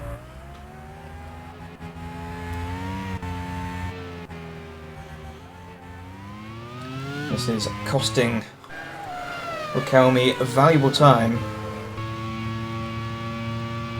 It's not going to be close enough to make a move into turn 11, I don't think. As we see up ahead, Villagomez on the outside of Giovinazzi. He's going to go down the inside into turn 11. And indeed, he does so. And Riquelme having a little bit of a look, but he's not close enough. Now, essentially, Giovinazzi is just a moving roadblock at the moment, with the disqualification hanging over his head.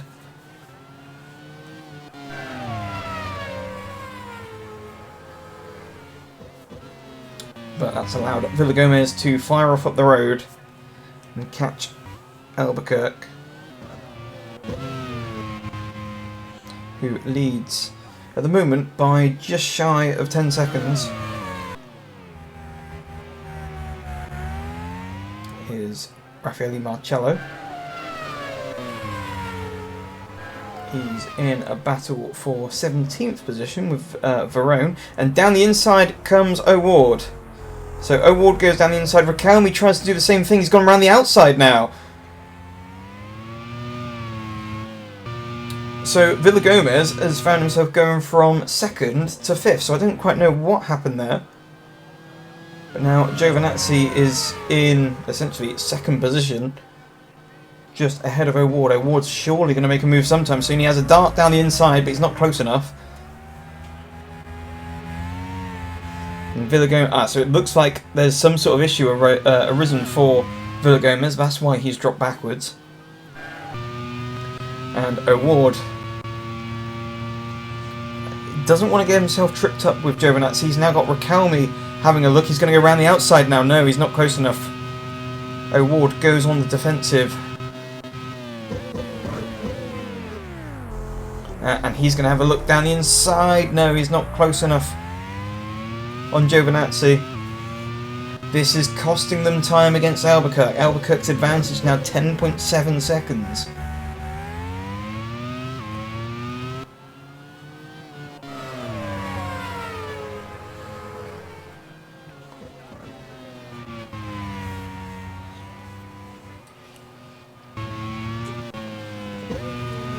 They both have the tyre advantage over Albuquerque, but they're both being held up by a disqualified driver.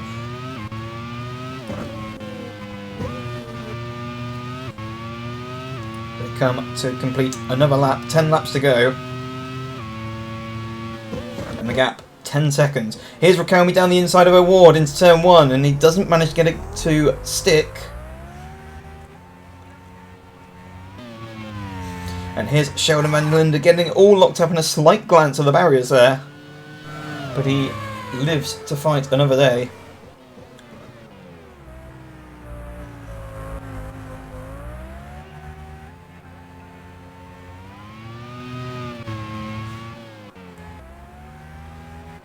So here is Giovinazzi. He's managed to pull out a little bit of a gap there from O'Ward and Riquelme tripping each other up. And that's not what they need to do in this situation, as Rosenqvist now under pressure from Da Costa. This is the battle for 11th position, a position you wouldn't expect to see Rosenqvist in. And here's Ericsson down the inside of Marcello, so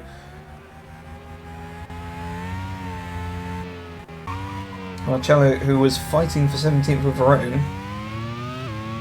was so target fixated on that car ahead, he's been pickpocketed by Ericsson. And it looks like Wickens is going to try and do the same thing.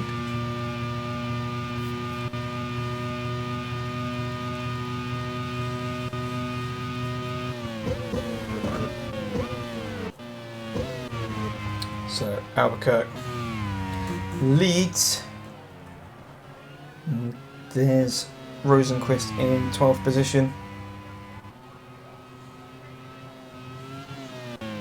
Not going to score too many points today. Meanwhile, his championship rival in 3rd position.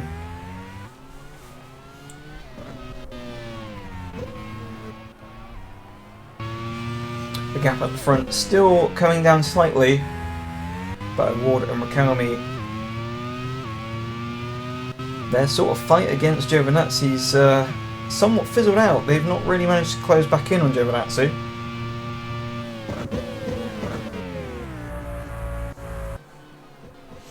Here's Wickens down the inside of Marcello this time, so this is for 19th position. Meanwhile, Felipe Nasr getting it all crossed up.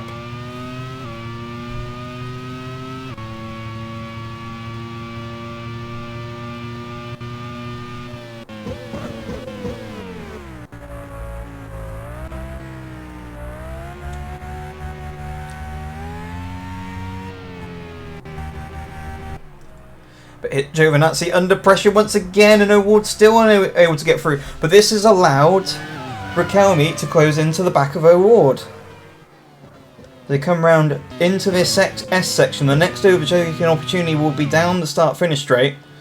Here's Verone with Wickens all over the back of him. Whincup a little bit wide there, nearly glancing the wall. There is action wherever you look at, all the way down the field from first to last place in this Hanoi race. It's actually been fairly surprising.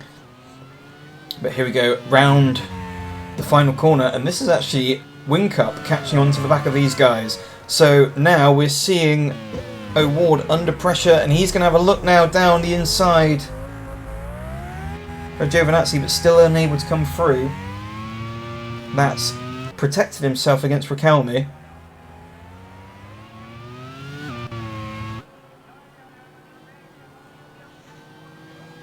And this looks like a mistake there from Giovinazzi. This has allowed O'Ward to come side by side as they come up.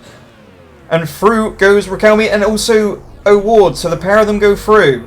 Now this has allowed them to go after the leaders, but have they not got enough of time? Have they run out?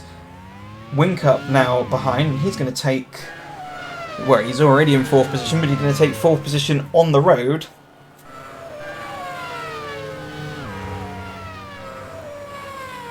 So around the outside, and Giovinazzi actually crowding him out into the barriers there, but he's going to have a look down the inside into turn 11. They're side by side. And that is job done there for Whincup, and Whincup actually bringing himself into contention for the podium here today, with Power not too far behind. So this is looking like a fairly good day for Team Australia, currently 2nd in the standings. I think this will put them very, very close to the top of the table. If not, they will take the top of the table. My mathematics aren't quite good enough at this point of the race. But here's Riquelme. He's sizing up O'Ward into turn 1, and he's having a dive down the inside, but no. Needs to be a little bit closer to pull that move off, but all the while they've managed to close a second on Albuquerque. Here's Leclerc under pressure from Da Costa.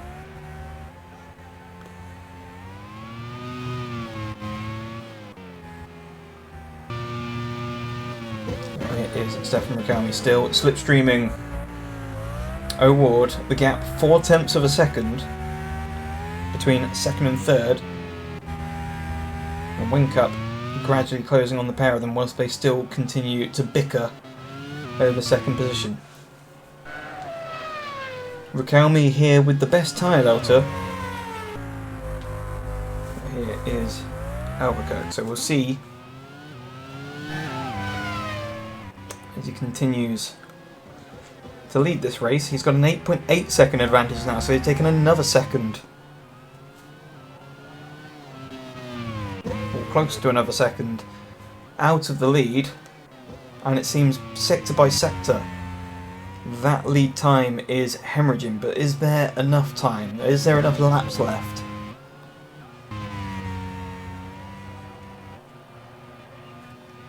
This could be building up to a almighty crescendo if it does, with a possible 3-way battle towards the end for the lead. Well, actually, it could be a 4-way if Whincup manages to keep up with these guys. But Riquelme needs to find a way through on O'Ward. He doesn't look close enough this time round.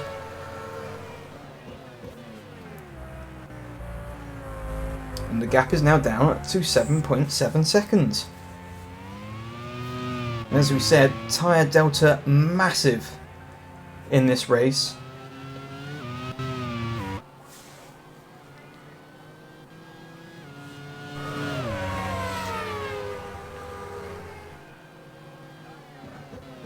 And just as the pair of them passed Giovinazzi to take that second and third position, the gap was just shy of 10 seconds. It's now 7 seconds to the lead, and it's only been a couple laps.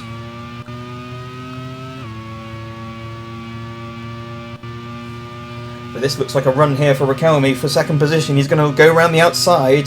This is going to be the inside, but he's not close enough, or is he? He's going to have a dive down the inside into turn 11. Surely, and that's going to be second place for Riquelme. Yes, through he goes.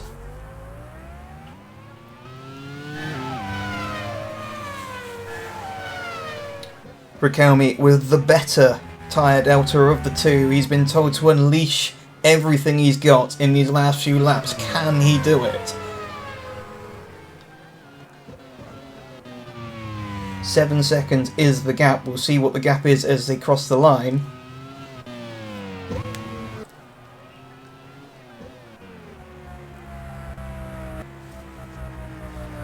Award pretty much left to lick his wounds, and he's not got too much long to left to recover because he's now got a fast charging wing cup coming behind as well.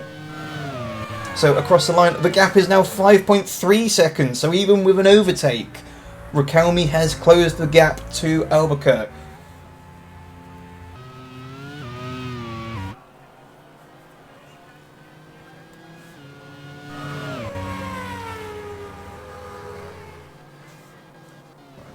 And you can see him in the background. So the gap, there we go, 5.3 seconds, and he can now see Albuquerque ahead.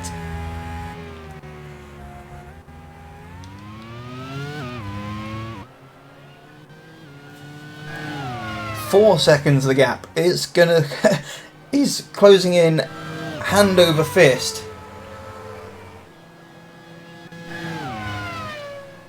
I reckon it will be within 3 laps.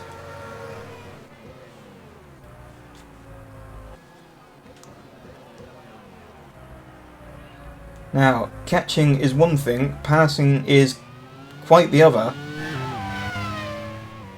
Will Riquelme have used up all his tyre to catch Albuquerque, or will he manage to breeze past in the same manner that he's managed to catch him?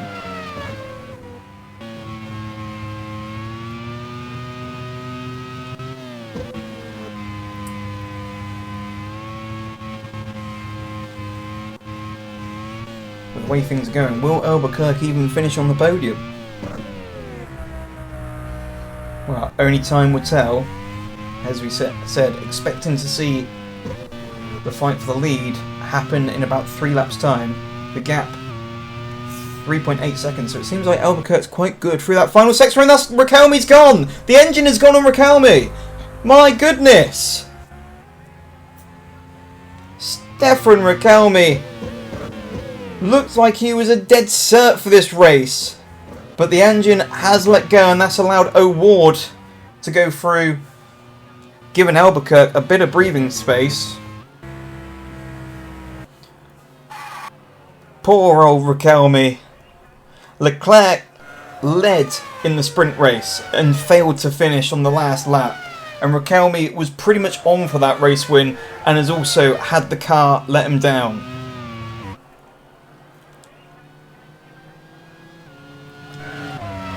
Meanwhile, further on back, this is the battle between teammates for 13th and 14th, and in the background you have Ericsson trying to come through on camera.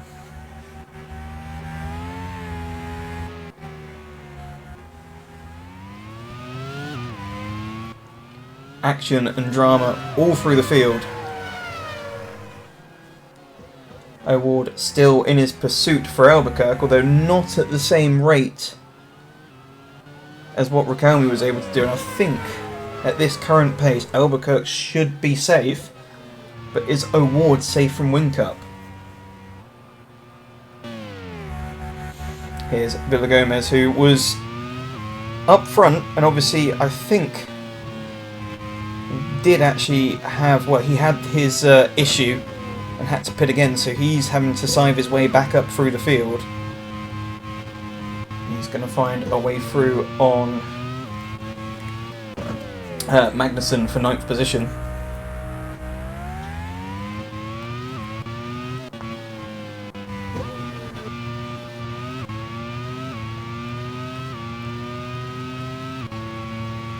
And down the inside he comes.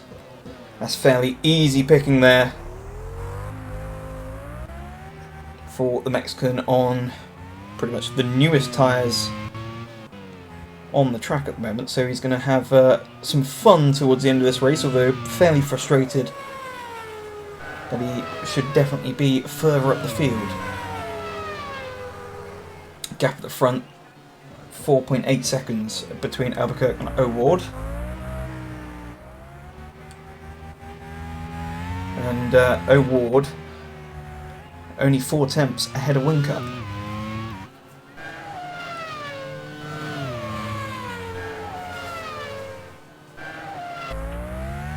And here is Whincup on board.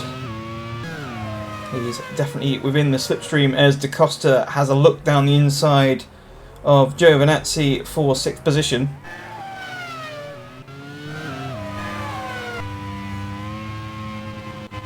Here is Albuquerque, who's still holding on to that lead. He was the first driver to stop for new tyres, so he has the oldest tyres in the field.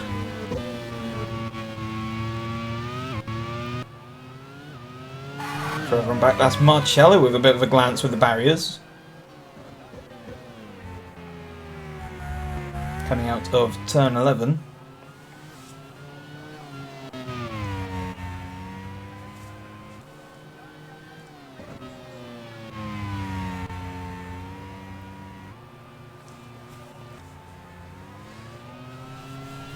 So what can Whincup do? And that's DeAngelis.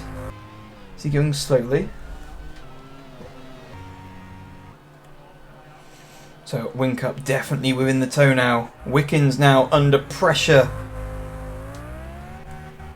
from Ericsson for 15th position, the final points paying position, although Giovinazzi will be disqualified, so does actually promote Ericsson into that final points paying position.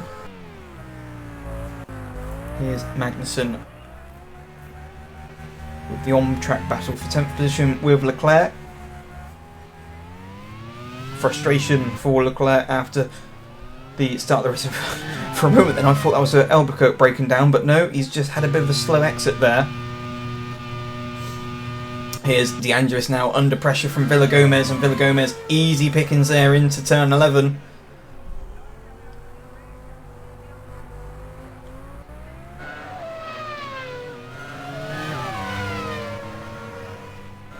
Team very happy with his late race efforts.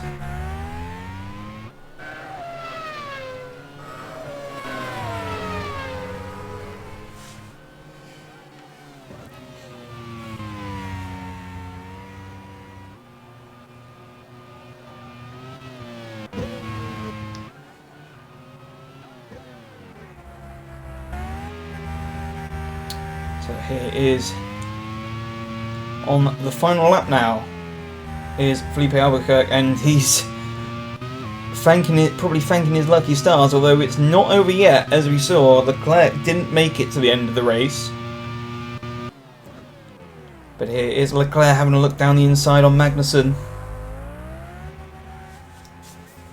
but unable to find a way through, and he's got Rosenquist for company on this final lap. Whincup has actually lost time to O'Ward, so he's not going to be able to challenge for the position. The gap still coming down between the leaders, but it's going to be too late. So we see here, rounding into turn 11, he's got the final sector to go.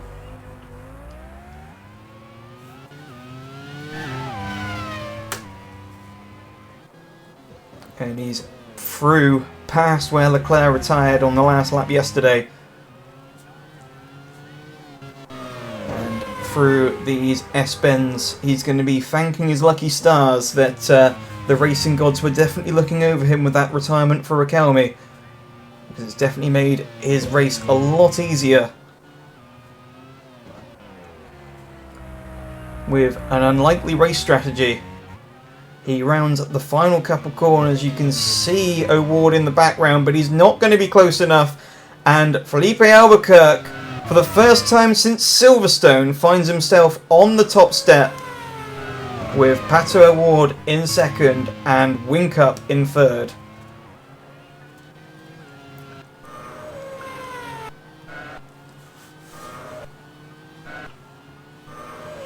Across the line at De Angelis, Kevin Magnussen promoted into 9th position, with Leclerc finishing 10th with the disqualification of Giovinazzi. Ericsson taking the final point. Just waiting for the final drivers to come round. There's Fenestraz and Verone crossing in 19th and 20th, and then it's going to be the 2 Indian cars coming over, so Argentina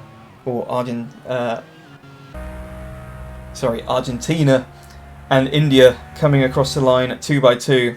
And there's confirmation. Felipe Albuquerque finishes first here in Hanoi, ahead of Pato Award, Jamie Whincup, Will Power and Lundgaard for the top 5. Antonio Felix da Costa finished 6th with Villagomez finishing 7th with a brilliant late race charge. Roman De Angelis 8th, Magnussen 9th and Leclerc rounding out the top 10. Rosenquist 11th with Nasser and Camera 12th and 13th. Moving down the order, Robert Wickens in 14th with Marcus Ericsson taking the final point there in 15th. Sheldon van der Linde in 16th and Marcello in 17th. Fenestraz in 18th and Verone 19th, and the 2 Indian cars of Raghunathan and Karthikeyan being the final finishers. Stefan Rakelmi retired with an oil leak, and there was plenty of accidents with Buemi, van der Linde and Fuoco all retiring, and obviously Giovinazzi with the disqualification. And after that dramatic race with one race of today left to go, it is back over to Chris. Well, another heartbreaking moment for Monaco, what could have been once again here in Vietnam, but with one heartbreak becomes jubilation, and well done to Portugal for getting back in the winning column for the feature race. Absolutely fantastic drive for Felipe Albuquerque, and then Pato Award doing exactly what he needed to do, get some great points for the championship. And then both Australian cars are making some good ground with the constructors' points, so all in all, very, very good and successful for many drivers there. Felix Rosenquist, however, in 11th place, might be a bit worried a little bit, but we can see how that looks regarding the standings now. Pato Award actually does take the lead in the championship now at 140 points now for him. Felix Rosenquist in 132, Sebastian Buemi now 123, so it's all still very close between those three. Kevin Magnussen now 32 points away on 108, Will Power on 103, Felipe Albuquerque with that win now is on 99, leapfrogging Arthur Leclerc for 98, Jamie Whincup also on 98, Robert Wickens on 91, Rafael Marcello on 85, Antonio Felix da Costa on 84, Christian Lundgaard on 74, and we have Antonio Giovinazzi on 69 points. Not a good weekend really for Italy. And then we have Felipe Nasr on 68 points, Roman De Angelis 63, Stefan Rakelmi, what could have been, but nope, on 59, and then we have Marcus Ericsson on 51, Calvin van der Linde on 39, Sasa Fenestraz on 38, Leonardo Fornaroli on 36, Rafael Camara on 34, Fuoco again not gaining much ground, 34 points there, Sheldon van der Linde 26, Nico Verone 19, James Hinchcliffe 18 points, Rafael Villagomez off to a fantastic drive for him, considering on 17 points. Now ahead of Mahave Raghunathan on 10 points, Bruno Senna on 9, and we have Fekir Brigade on 2, and then Narain Karthikeyan on 0. What does that look like for the nation's standings? Switzerland still on top, but only 7 points ahead of Australia on 201, and then Sweden 183. Tied with Portugal with 183, but ahead on countback, and then we have Denmark on 182. Oh, so close for that promotion spots. Very, very close. Canada 172, Monaco 157, now tied with Mexico. What a great point score it was for them. And now we have Italy on 139, Brazil on 111, South Africa on 65, Argentina on 59, and India still on 10 points. All very dicey indeed for Division 2, but now we have Division 1. One race to go, which is the feature race. And we can show it to you now. Rene Rast is on pole, with Scott Dixon alongside him in second place, Philip Hansen in third, Joseph Newgarden in 4th place. Then we've got Kamui Kobayashi in 5th, Nick De Vries in 6th, Alex Palou in 7th place, Naoki Yamamoto in 8th, Simon Pagenaud in 9th, then we've got Robin Froese in 10th, Paul Di Resto in 11th, Shane Van Gisbergen in 12th, Sebastian Bourdais in 13th, Daniel Yukade in 14th, Stoffel Van Dorn in 15th, James Carlado in 16th place with Sandy Stubik in 17th, Dries Van Toorn 18th, Alex Dunn on 19th with Max Hart on 20th, Natalie Liwetana Aragon in 21st with Andre Lotter in 22nd, Elfyn Evans in 23rd, Jack Aitken in 24th, Carl Larson in 25th with Ella Lloyd in 26th. And for the final time of the day, back to Ryan Ferris. It's the final race of the day. It's Division 1 feature race, and it's Rennie Rast on pole from Scott Dixon in 2nd. The lights are about to come on, and when they extinguish, it will be the last time round here in Hanoi, and we're away. Great start again from pole sitter, but Dixon's got a flyer. But wait, who's this? It's Hansen going up the inside. Hansen up the inside, and following through is Kamui Kobayashi up into 2nd, is it? No, Rast holds on into 2nd. Hangs out Kobayashi to dry, but a brilliant getaway from Hansen. With Rast in 2nd and Kobayashi holding on to that 3rd place, demoting Dixon down to 4th position from 2nd. So what looked like a great getaway by Dixon, and here's Kobayashi fighting up the inside of Rast. No, not quite. Yeah, it looked like Dixon had a good getaway to start off with, but was actually held up a bit by Rast, and that allowed Hansen to come down the inside of the pair of them. Meanwhile, further on back, looks like Max Hart has lost his front wing, so that will be him trundling back to pit lane. But here's Dixon round the outside, so they come round turn 10 into turn 11, down the inside into 3rd position, back off Kobayashi, and a bit of a block pass manoeuvre there. Now he's going to go about back after Rast.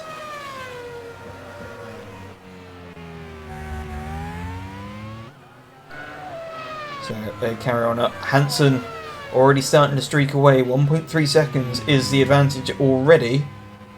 As they come through these twisty sections of the final sector.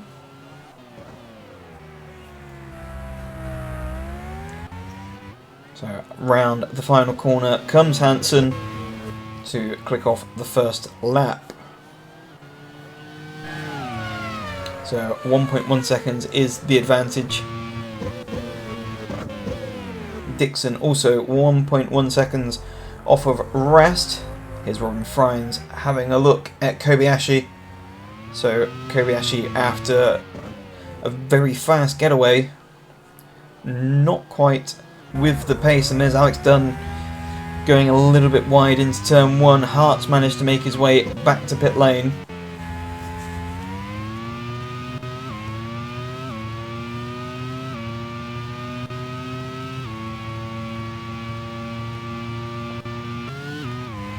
But here's Rast, 2nd position. And the team informing Rast they believe Hansen has less fuel than Rast, so obviously Rast hoping to go a bit further as Hart comes out of pit lane and goes straight off the course. So cold tyres for Hart. Here's Bourdais having a look down the inside of Newgarden, but not quite close enough there. He's got Pagenaud for company as well.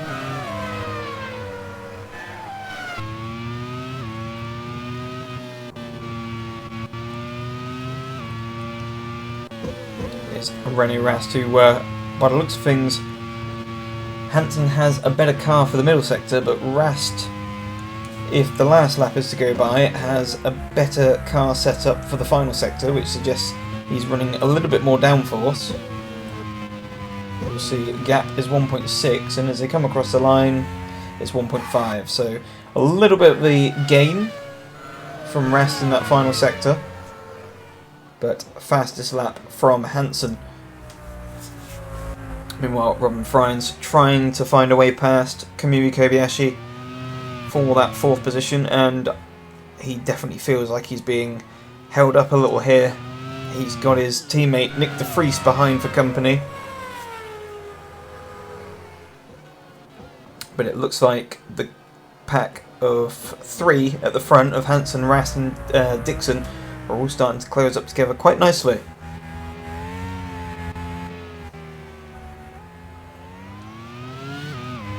Top 3 covered by 2.7 seconds.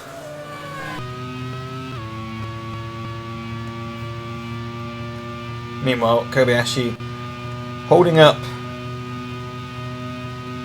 the 2 Dutch cars. It's orange rules, apparently. And up the inside. Oh, maybe not. I thought there was going to be a switch of places there, but looks like Friends has got other ideas. Rast is gradually starting to come under pressure now from Dixon. Although you can see already, through this final sector, Rast's car is just able to attack these swooping corners far better than any of the 2 cars around him.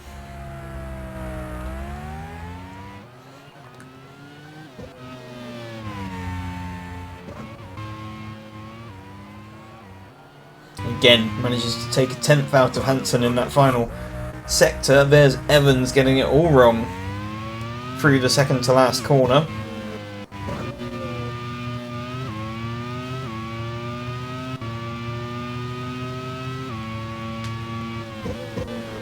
But he carries on, as we can see a move shaping up in the background. I think that was one of the Team Belgium cars.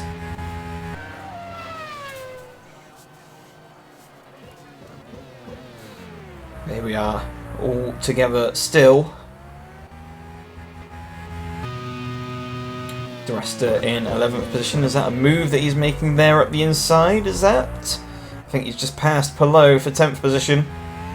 So Alex Palou, one of the championship contenders, not in a particularly strong position at the moment. You've got Rast in 2nd, who's one of the other main contenders for the championship.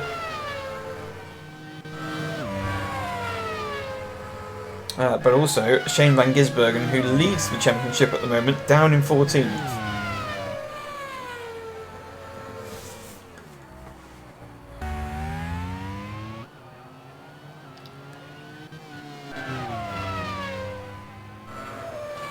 Through again, and Hansen's actually managed to make up quite an advantage to Rast, so I don't know if whilst we were cut away from them, if Rast has made a slight mistake. This has also allowed Dixon onto the back of him, you can see there. So Dixon well within the slipstream now of Rast. Can he make his way through as Newgarden gets it all wrong there? Through the second to last corner, and seeming to be not as much grip out here. We saw in the feature race for Division 2 a few cars starting to slip away and spin off, which we didn't see during the sprint races.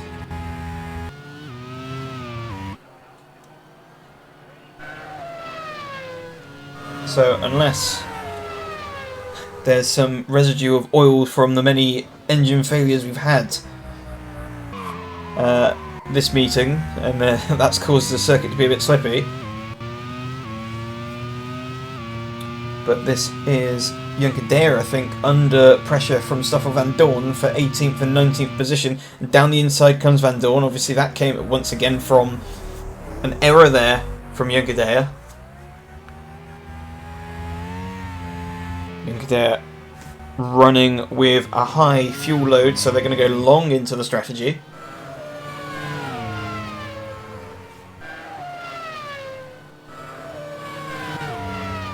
Pit window very much like the race before, as we see Dunn going up the inside as well, so Juncker struggling here for pace. The pit window being somewhere between lap 10 and 16. Meanwhile, back at the front, Hansen managing to hold on to that 2.2 second advantage over Rast. Dixon trying to hang in there behind Rast, still within a second, and that's Dunn having, wow, missing a gear by the looks of things.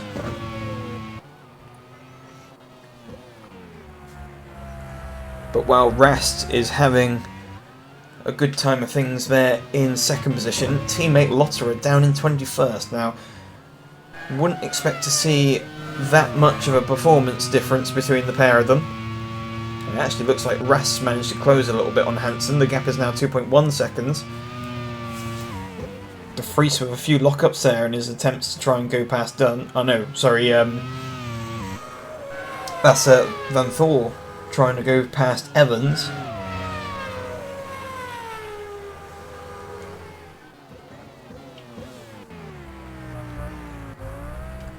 Another move in the background that looks like Lotter trying to go through on Junkadea. But on board now with René Rast, who's continuing to actually close on Hansen. It's now down to nearly 2 seconds. Now here's Nick de Vries trying to go up the inside of teammate Freins. Now, supposedly there has been team orders issued between these two, but doesn't look like they're being followed. Is on board with Dixon in third position. These top three miles ahead of the competition. Kobayashi fallen by the wayside compared to these guys. After that rocket start, now finds himself 7.5 seconds off the lead. And still with 2 orange cars stuck behind him. As they come across the line, Hansen again losing another tenth to Rast. So Rast took close to 3 tenths out of Hansen that lap.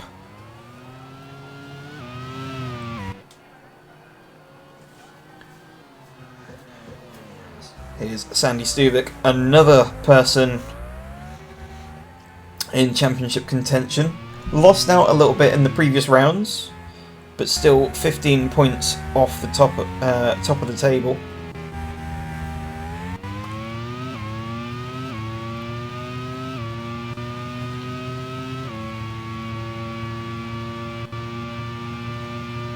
And this is turning into your typical mid-stint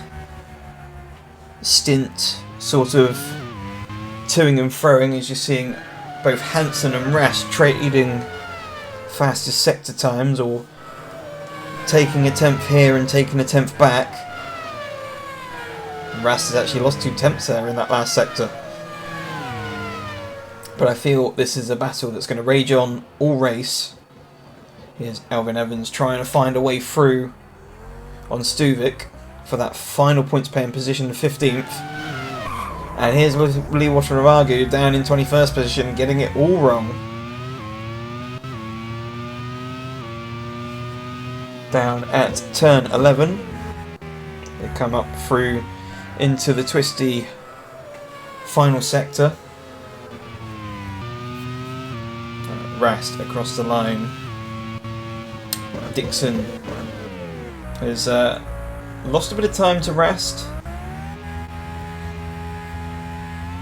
Is no longer within that crucial 1 second for a decent slipstream. Here's Bourdais having another go on Newgarden and still unable to find a way through.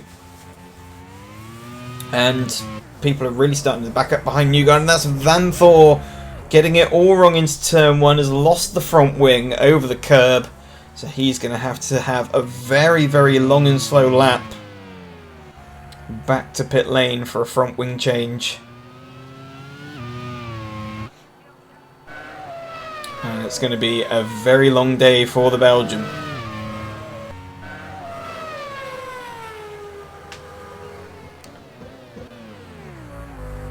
Coming up through there is Jack Aitken for Team Scotland.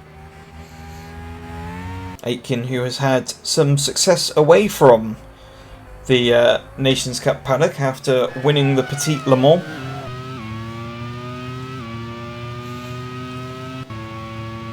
And hopefully he's going to be able to build on that success in the Nations Cup. Here's Carl Larson, who has been a little bit off the boil since his race ban a few races ago. He's not quite been the fast driver that he has been towards the start of the season. Alex Palou in 11th position, getting a little bit wide through the S's there. And again, not really in a position to capitalise on any points. Rast at the moment in his current position should be taking the championship lead if it stays as it is.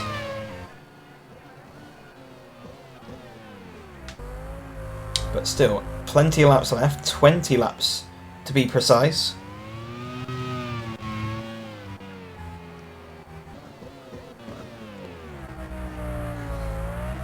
But Rast still keeping a watching brief of Hansen ahead. They're just toing and froing on the sector times. As I say, that takes 2 tenths out of Hansen. And Dixon gradually falling away. He's 1.9 seconds behind Rast now.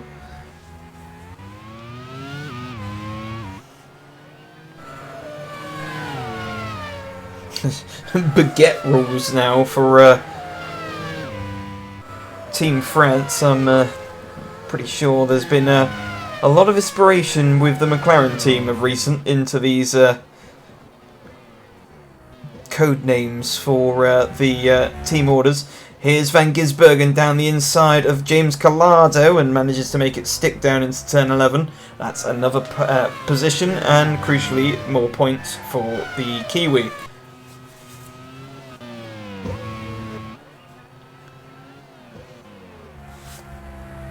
Still looking at Rast. Here's Alex Dunn going very close to the barriers there. I think he had a bit of understeer through that section. Doesn't want to be losing another front wing. But he's catching up. Onto the back of this group that's fighting for the final championship points quite nicely.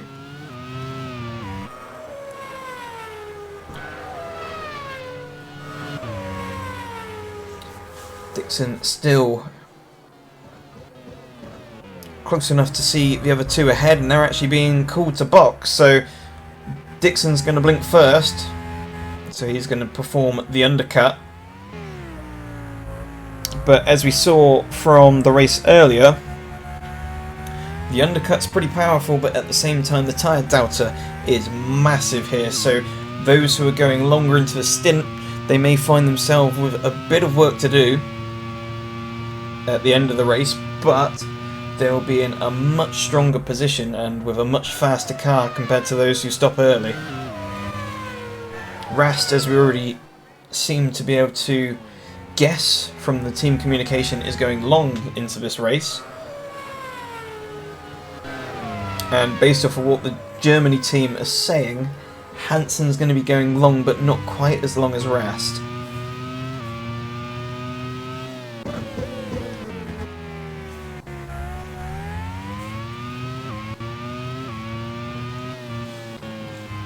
One problem we will find for Dixon is because he's pitting so early into the race. As we can see, Dixon pulls into pit lane now. The field spread isn't that much at the moment, so Dixon's going to find himself potentially stuck in traffic when he comes out, which is going to hinder him by quite some bit.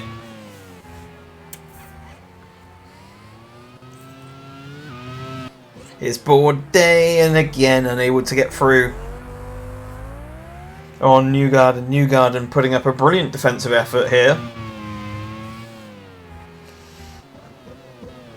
Here's Rast, and it looks like Rast is having a bit of a push. Here's Ella Lloyd now trying to find a way past Lee Wataragu.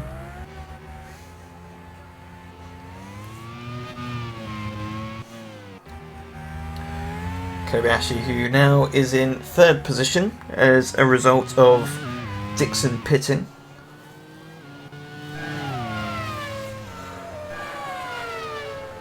And Kobayashi's actually managed to get away from the two Dutch cars behind, and they're pretty much glued together in battle.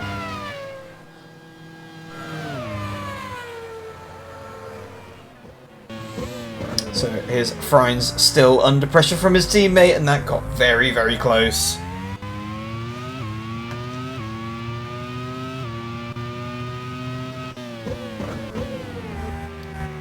So the last thing the team want is for teammates to be taking each other out.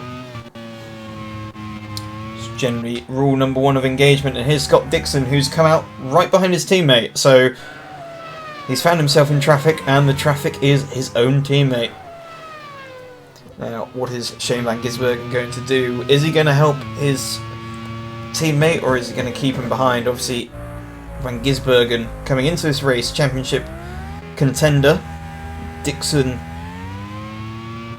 not so much of a championship contender, but it's still fairly open at the moment.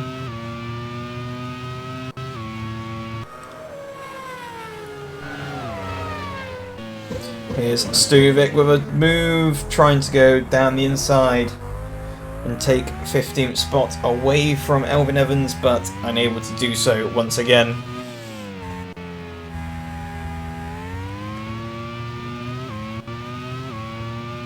Here's Bourdais, and Bourdais trying to get through on Pagenaud. Actually, did I miss that there? Pagenaud must have got through on Bourdais. So Pagenaud, obviously fed up with his teammate, has said enough's enough, you've had your chances to get through, I'm going to have a go now.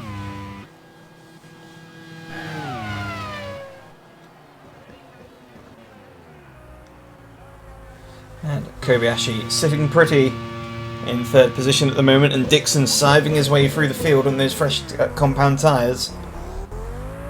He's dispatched of van Gisbergen and has now found his way past Yamamoto.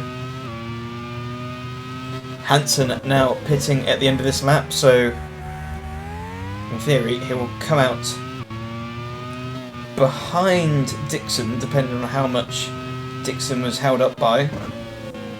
And Hansen is into pit lane as Dixon comes round the final corners. A lot of drivers now pitting, so that's freed up a little bit of air between Dixon and the next car ahead. Rast now takes the lead, and as we know, Rast is going to be going long into this stint. Polo is also into pit lane from 11th position. Here comes Dixon. As you can see there's Hansen coming down pit lane. So where is he going to filter out? There he is. So Hansen has just managed to squeeze out ahead of Paul de Resta, and more importantly, ahead of Dixon.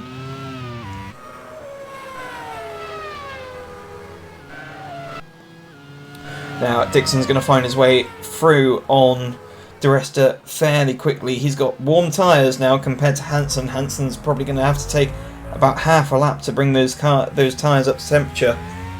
And Hansen also has some cars ahead keeping him up, and it is the French resistance in the form of, I think that's Pagenaud. Actually no, it's Bourdais.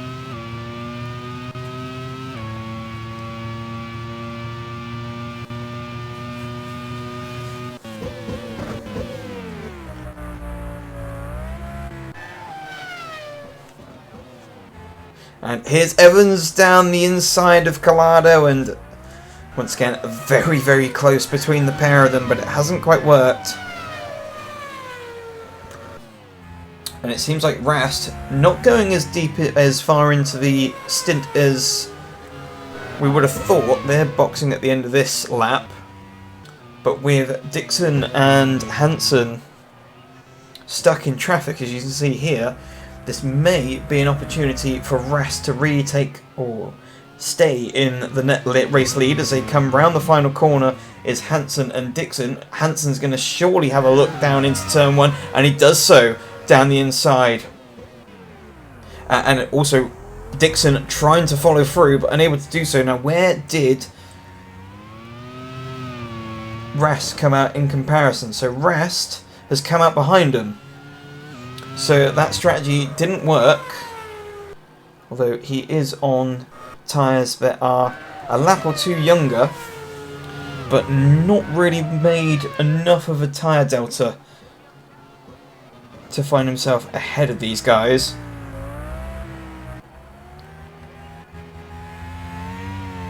And he's also bought himself out in traffic. He's got two cars to clear in order to get to the back of Dixon, so he's missed out on Dixon. Although he has got a bit of a tyre advantage over Dixon. So it's Kobayashi who leads with De Vries in second position. Hansen current, and there's Rast going through on De Resta, so that's a position gain for Rast. He's now got Pagenaud, sorry, I was saying that it was Bourdais, it was actually Pagenaud, the French driver they've been dealing with. So he's got one more driver to deal with until he finds himself back with Hansen and Dixon. Although Hansen rocketing off up the road and finds himself behind De Vries, who now pits. And also we see that was a slow moving French car back there. I don't know if that was a mistake there for Bourdais, but he's gone down to 20th in the field, so I think there might be a problem there for the French driver. De Vries now pits. That now promotes Hansen, Dixon and Pagenaud to 4th. Rast has now gone through on Pagenaud.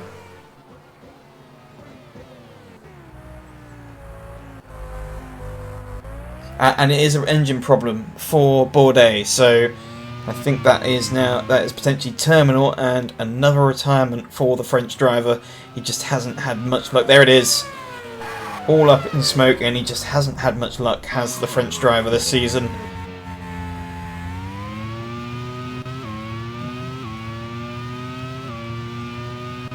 It just seems like the French cars have been giving up quite easily this season.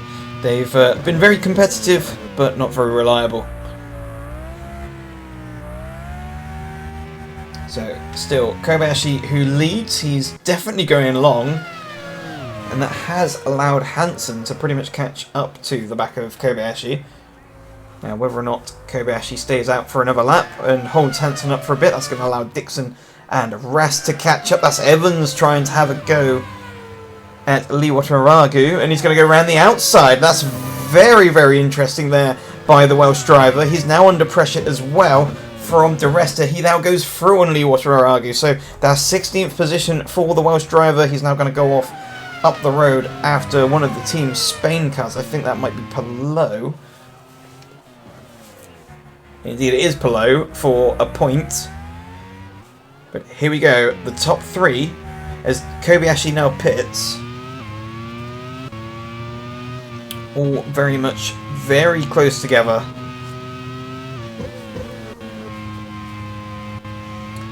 Meanwhile, we look at the two Belgium cars glued together in battle of Van Thor and Van Dorn, but that's not what we want to be looking at, and that's Nick De Vries in the wall.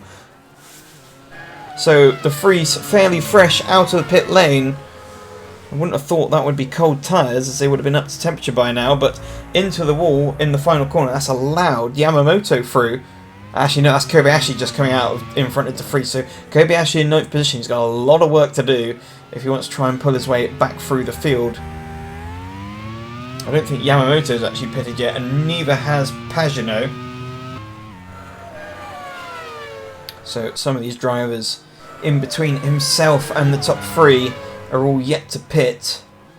But the top three now covered by 1.8 seconds.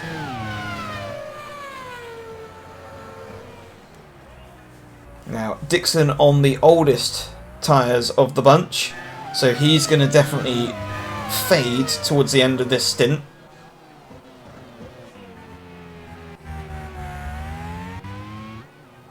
And Rast on the youngest, although only a lap or two younger, as that's Palou having a lock up into turn 11. That's going to allow Evans to edge even closer.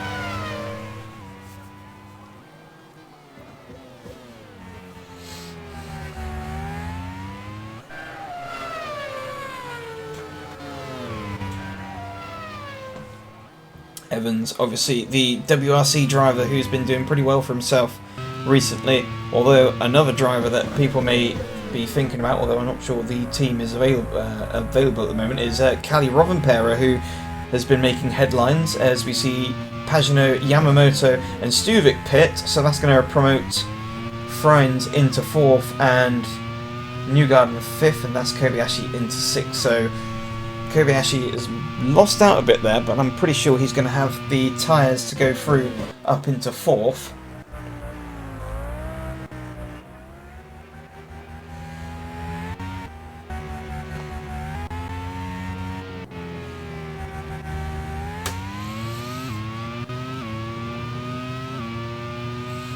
So Dixon now definitely under pressure now from Rast. 0.4 of a second between second and third position. And those tyres on Dixon are definitely going to be screaming enough towards the end of this stint and the end of this race. Is Andre Lotterer still trailing outside the top 20. Whilst his teammate is fighting for a potential victory here, and that's Palou losing a wheel there.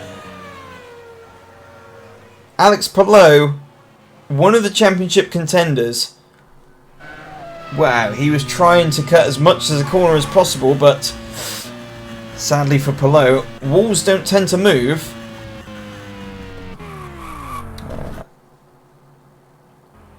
Although some may argue they do if you go back to Detroit 1984. But Palou out of the race, losing the wheel. Actually, I think it was Dallas, more like. Anyway.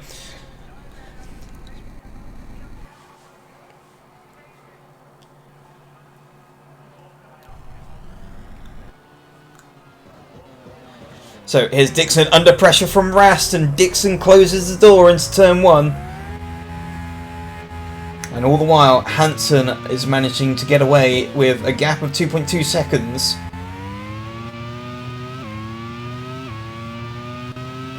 And Rast is not wanting to use the best of his tyres just to get past Dixon. He's want to have a little bit extra in the tank as Lee Wataragu finally pits from 18th position.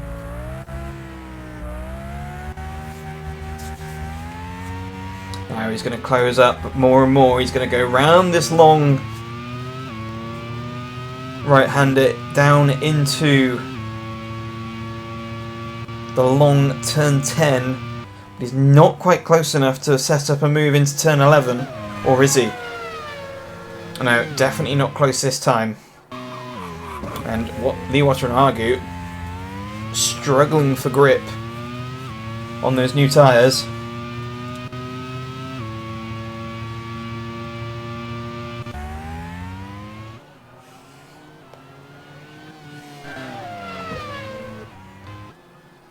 And here's Pagenaud up the inside, and that's the engine smoking. And it's Evans. Ah, oh, poor Evans for Wales. Wales needed these crucial points. They're finding themselves in a relegation battle. And what was going to be looking like a good result, it's gone all up in smoke.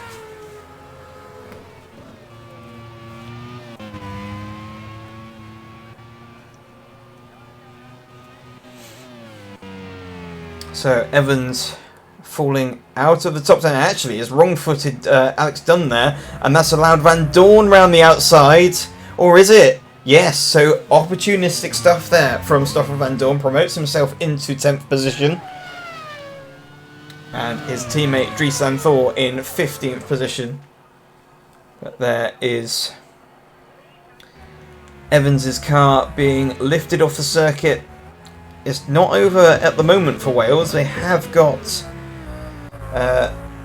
Lloyd in 14th position, so that's 2 points for Wales at least. But not the haul of points that they were hoping for.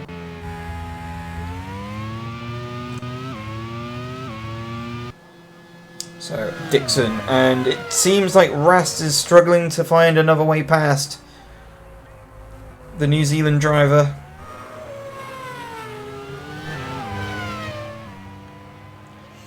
It seems like actually they're not too far. They're 2.5 seconds still, so the gap is still opening gradually. Now this is where Rast is at his best through this sector, and you can see he's starting to close, but is he going to be close enough to make a move again into turn 1? Rast, as you can see, complaining of the fact they don't have the top speed, but he's right with him now this time. But he can't pass through here. He's going to hope that he gets a good run out of the turn at the final corner into turn 1, as we see Stoffel Van Dorn getting it all wrong there. That's going to allow Alex Dunn on the back of him, but what we want to see is Dixon and Rast going into turn 1. Now there's Hansen going into turn 1, and still Dixon stays ahead of Rast.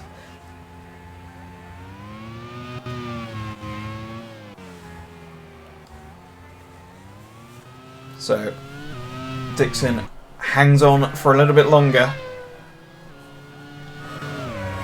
Rast definitely getting frustrated now. 3 seconds is the gap between Hansen and Dixon.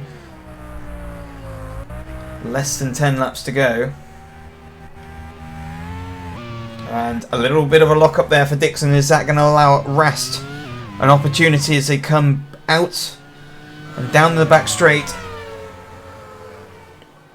Rast is definitely within the slipstream, but that car of Dixon's is definitely a lot more slippery in a straight line compared to Rast. And look, he's managed to pull 2 or 3 car lengths over Rast, even with Rast in the slipstream.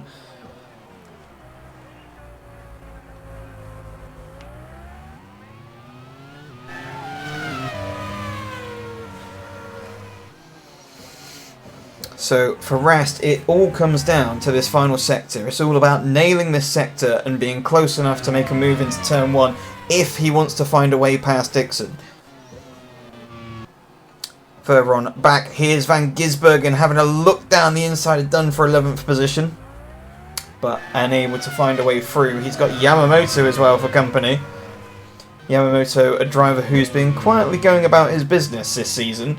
He's not really trebled the top end of the field that much, but he's been consistent enough. As we look behind, and here's Rast. He's lining up a move, is he? But Dixon goes slightly on the defensive into turn 1. So again, with no real opportunities for Rast for the rest of the lap, unless Dixon makes a mistake, he's going to have to wait one more lap again to try and make a move.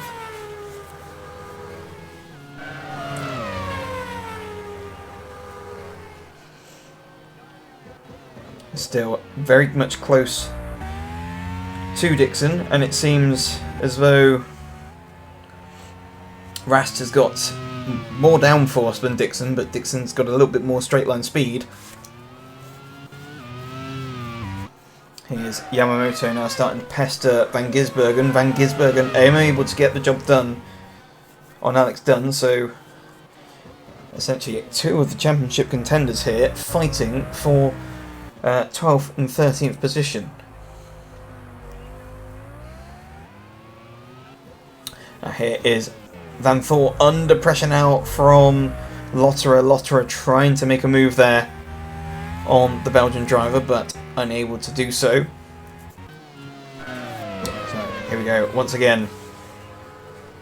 Dixon a little bit wide there, and once again, as we've seen lap after lap, Rast is glued to the back of that black car.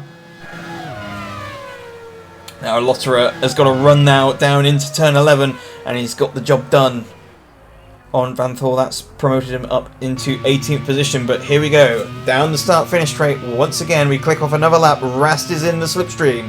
Is he going to have a dive for the inside this time? No, he's still not close enough. Dixon on the older tyres. He's just managing to put his car exactly where he needs to. And he's just optimising in the places where he's his strongest. He's taking the extra time to make sure his corner exits are perfect. And he's getting the drive out the corners so Rast can do nothing. Rast on tyres much fresher than Dixon's. And you can see here he is pretty much kissing the back end of that the black Kiwi car.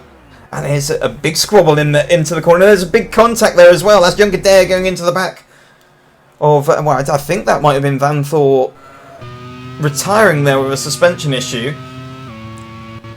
And luckily for him, Larsson's able to... or is that as a result of... no, it's a wheel loss. So that was Jack Aitken going down the inside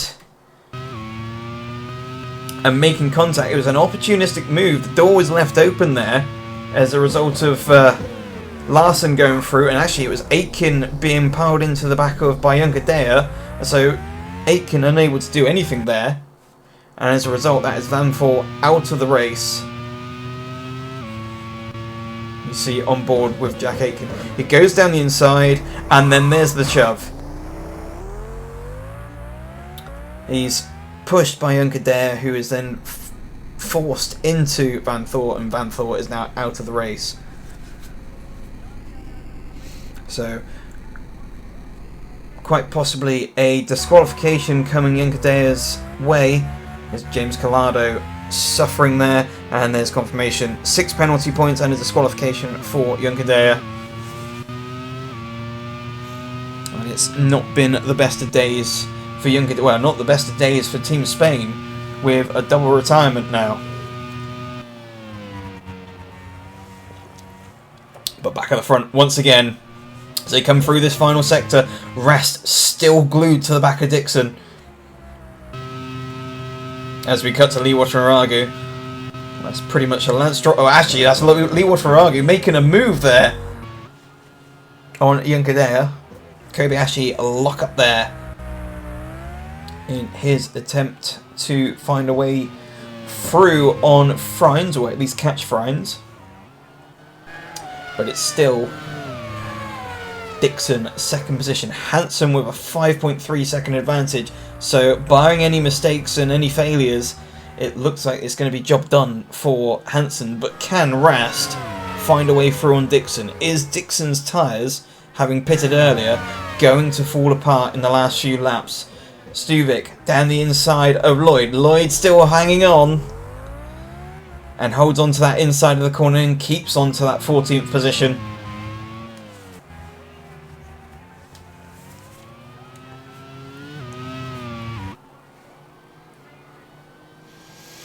Stuvik still in the slipstream. Stuvik, one of the drivers in the hunt for the championship. And it seems where most of, quite a few of the championship contenders have not had the best of days, it means Hansen can bring himself, with this win, should he finish in this position, back into championship contention after it seemed that Team England were in the doldrums a bit mid-season. And Lloyd, moving over a little bit, trying to defend the position from Stuvik, but Stuvik goes down the inside this time, and it is job done now for Stuvik. Lloyd will have to concede the position, but needs to be on her toes very quickly because he's got a fast-moving Collado coming. So yeah, Hansen will be bringing himself back into championship contention. Dixon, who's pretty much been there or thereabouts all season, but had a double DNF in Japan, has really hurt his championship chances, will also be bringing himself back into contention, but Rest, in third position, will be taking the championship lead as it stands. But Rest is running out of laps if he wants to find a way through on Dixon.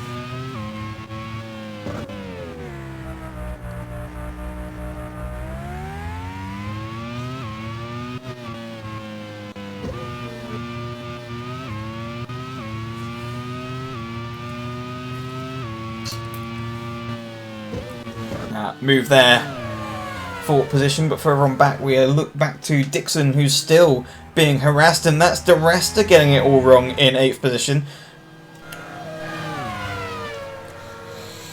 But just when you think Rast is able to size up a move, that New Zealand car is just so quick, it just gaps any sort of advantage made. And there's Frines side by side with Pagenaud into the breaking point. Pagenaud with that 4th position,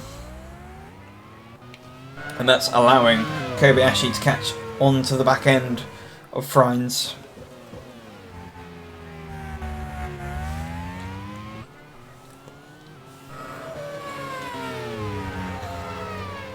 Kobayashi, one of the last of the drivers to pit. I was expecting to see a little bit more race pace from the Japanese driver on the much fresher tyres, but he's now worked his way to the back end of Frines with a few laps left to go. Across the line, the gap, Hansen to Dixon at 7 seconds, but still 2 tenths separate Dixon to Rest. And that's a lunge there for Kobayashi, but too far back for a move. And still, it is status quo for 2nd and 3rd position.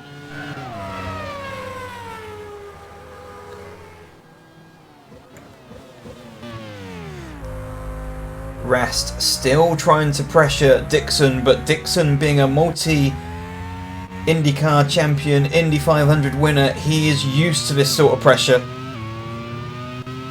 Also, Grand Prix World Series champion as well. Many accolades to the Kiwi.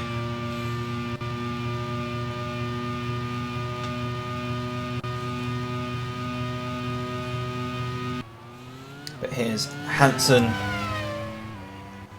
We haven't seen much of him so far this race because he's just basically ran away with it so far.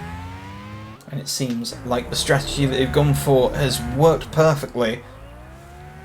Aided also by the fact that Dixon's being a bit stubborn in that second position.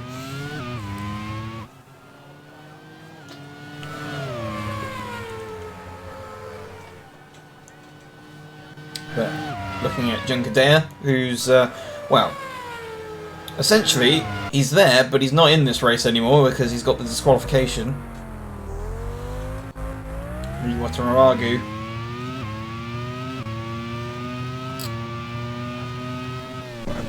Suffering a bit there in 20th position, but she's managed to catch onto the back of this group here.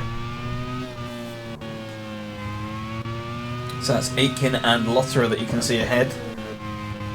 I think also that's Max Hart in 17th.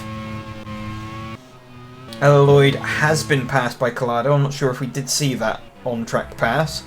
So sadly for her, she is now out of the points. Here's Lotterer challenging Hart for that 17th position. Very much in the slipstream. There's going to be a move, is there? But no, Lotterer finds himself in the exact same position as his teammate is for second position. It seems Team Germany have got a brilliant package for downforce, but not particularly quick in a straight line as a result of it.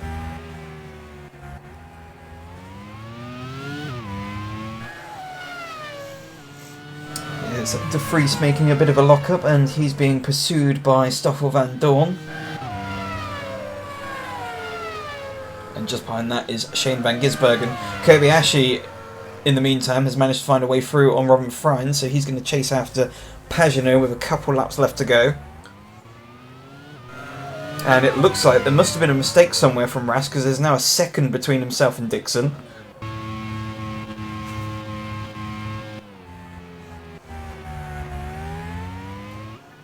But it'll be interesting to see just how good that German car is through the final sector, because as you can see, it's a second the gap, but what is it going to be across the line? So he's managed to take, I think that's 0.3 of a second in the final sector.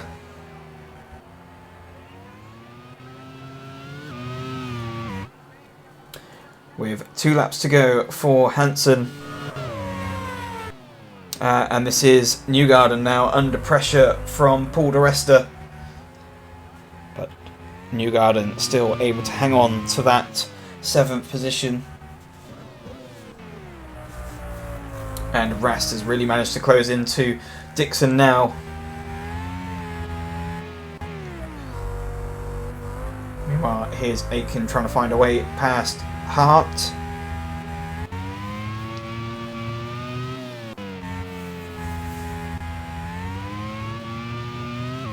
They really do fight tooth and nail for all positions in this field, and then again here we can see the frustration from Rast. He's managed to close up his acid lock up there for Lloyd.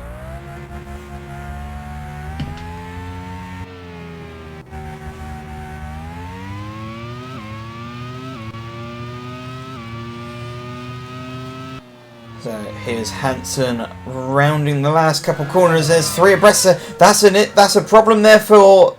Is that Van Gisbergen? Yes, it is Van Gisbergen. So problem for Van Gisbergen.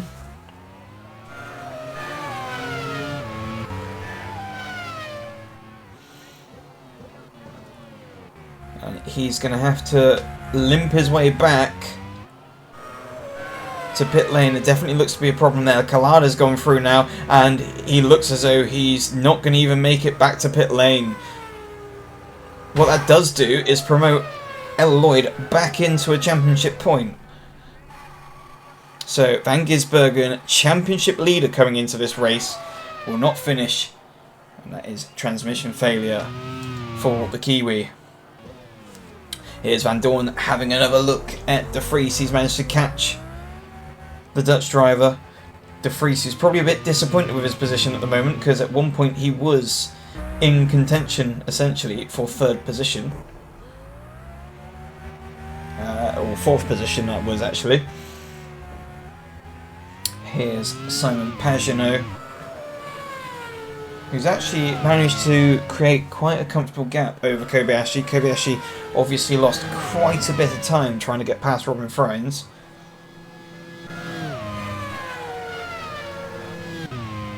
But this is indeed last lap time, and it looks like, barring any mistakes, Hansen is going to lead or win. Dixon is going to hold on to that second position. And actually, Rast must have made another mistake somewhere, because he's dropped over a second now to Dixon. But round the last few corners, it's only this second to last corner and one final left-hander, and Hansen managed to come through and finish first, and another crucial 25 points in the championship for Team England. Dixon comes across the line in second, with Rast in third. A valiant effort from the German driver, and Pagenaud actually managed to catch quite some considerably onto those guys, so good point as well there.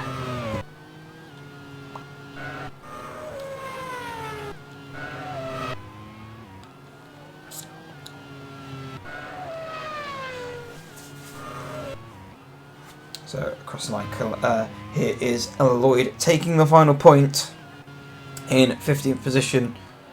There's still a gaggle of cars across. Fairly close and tight-knit field, with battles going from top to bottom.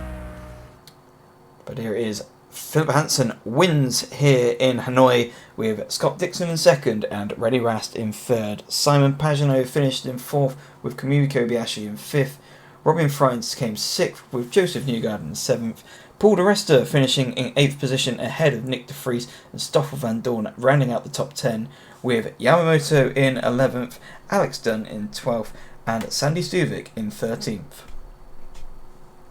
Moving further on down the field, you had James Clardo in 14th and Ella Lloyd taking the final points paying position in 15th. Max Hart finished 16th, with Aitken in 17th, Lee Watanabe in 18th, Lotterer 19th, Larson 20th. Van Gisbergen failed to finish, although was classified as 21st, with Van Thor 22nd, Evans 23rd, Palou also retiring from that accident, Sebastian Bourdais 25th with the water leak, and a disqualification for Daniel Juncadea. So after a very dramatic race once again for the championship, it is back over to Chris. Well, what a time to get a race win when you most need it. Well done, Philip Hansen, and well done, England, for that result. That was absolutely spectacular. Much needed for them. And what a duel from Rennie Rast and Scott Dixon. Scott Dixon just making sure that, you shall not pass effectively. And yeah, pretty much very active throughout the entire field there. It's gut-wrenching for Spain, though, that is for sure, but I don't doubt that they'll have some form of rebound.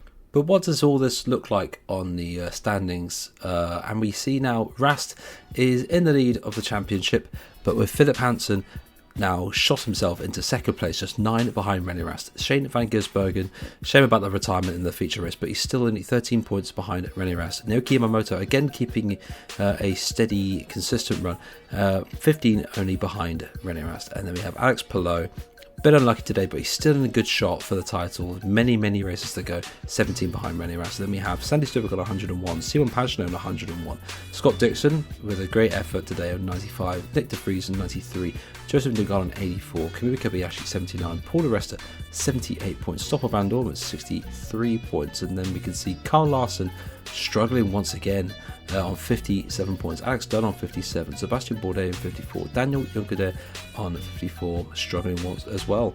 Robin Freins on 49, Andre Lotter at 45, Dries Van Tor 45, Elfyn Evans 43, Jack Aiken 42, Max Hart 32, James Collado 25, Natalie Winnett-Varigor on 21 points. Then we have Ella Lloyd on 12 points. Then we have the likes of Mick Schumacher 11, Tedesco making it 5, Larry Temple at 3, Mark Houston's 1, and Ugo Chukwu 0, as well as Alex Lynn and Vanina X.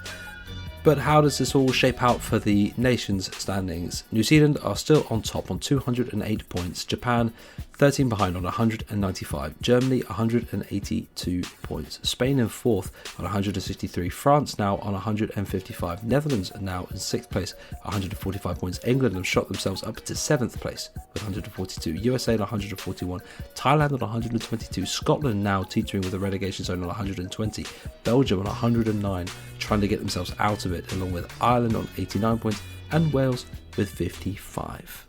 So that is Vietnam done. Round 9 is in the books, and that is now the opening to upgrade window number 3. It is now the next round of choices for every manager to put in for their budgets regarding downforce, power and reliability, and see which directions they all will want to go. Some teams will be having a heck of a lot of money, some teams will be struggling a little bit, but it will still be very interesting for this championship. All those decisions will be made very shortly, and then we head to Sepang, same day, same time, in a fortnight's time. But once again, thank you so much for watching. I have been your host, Chris Kavanagh. Ryan Ferris has been your commentator, and this is the Nations Cup, signing off.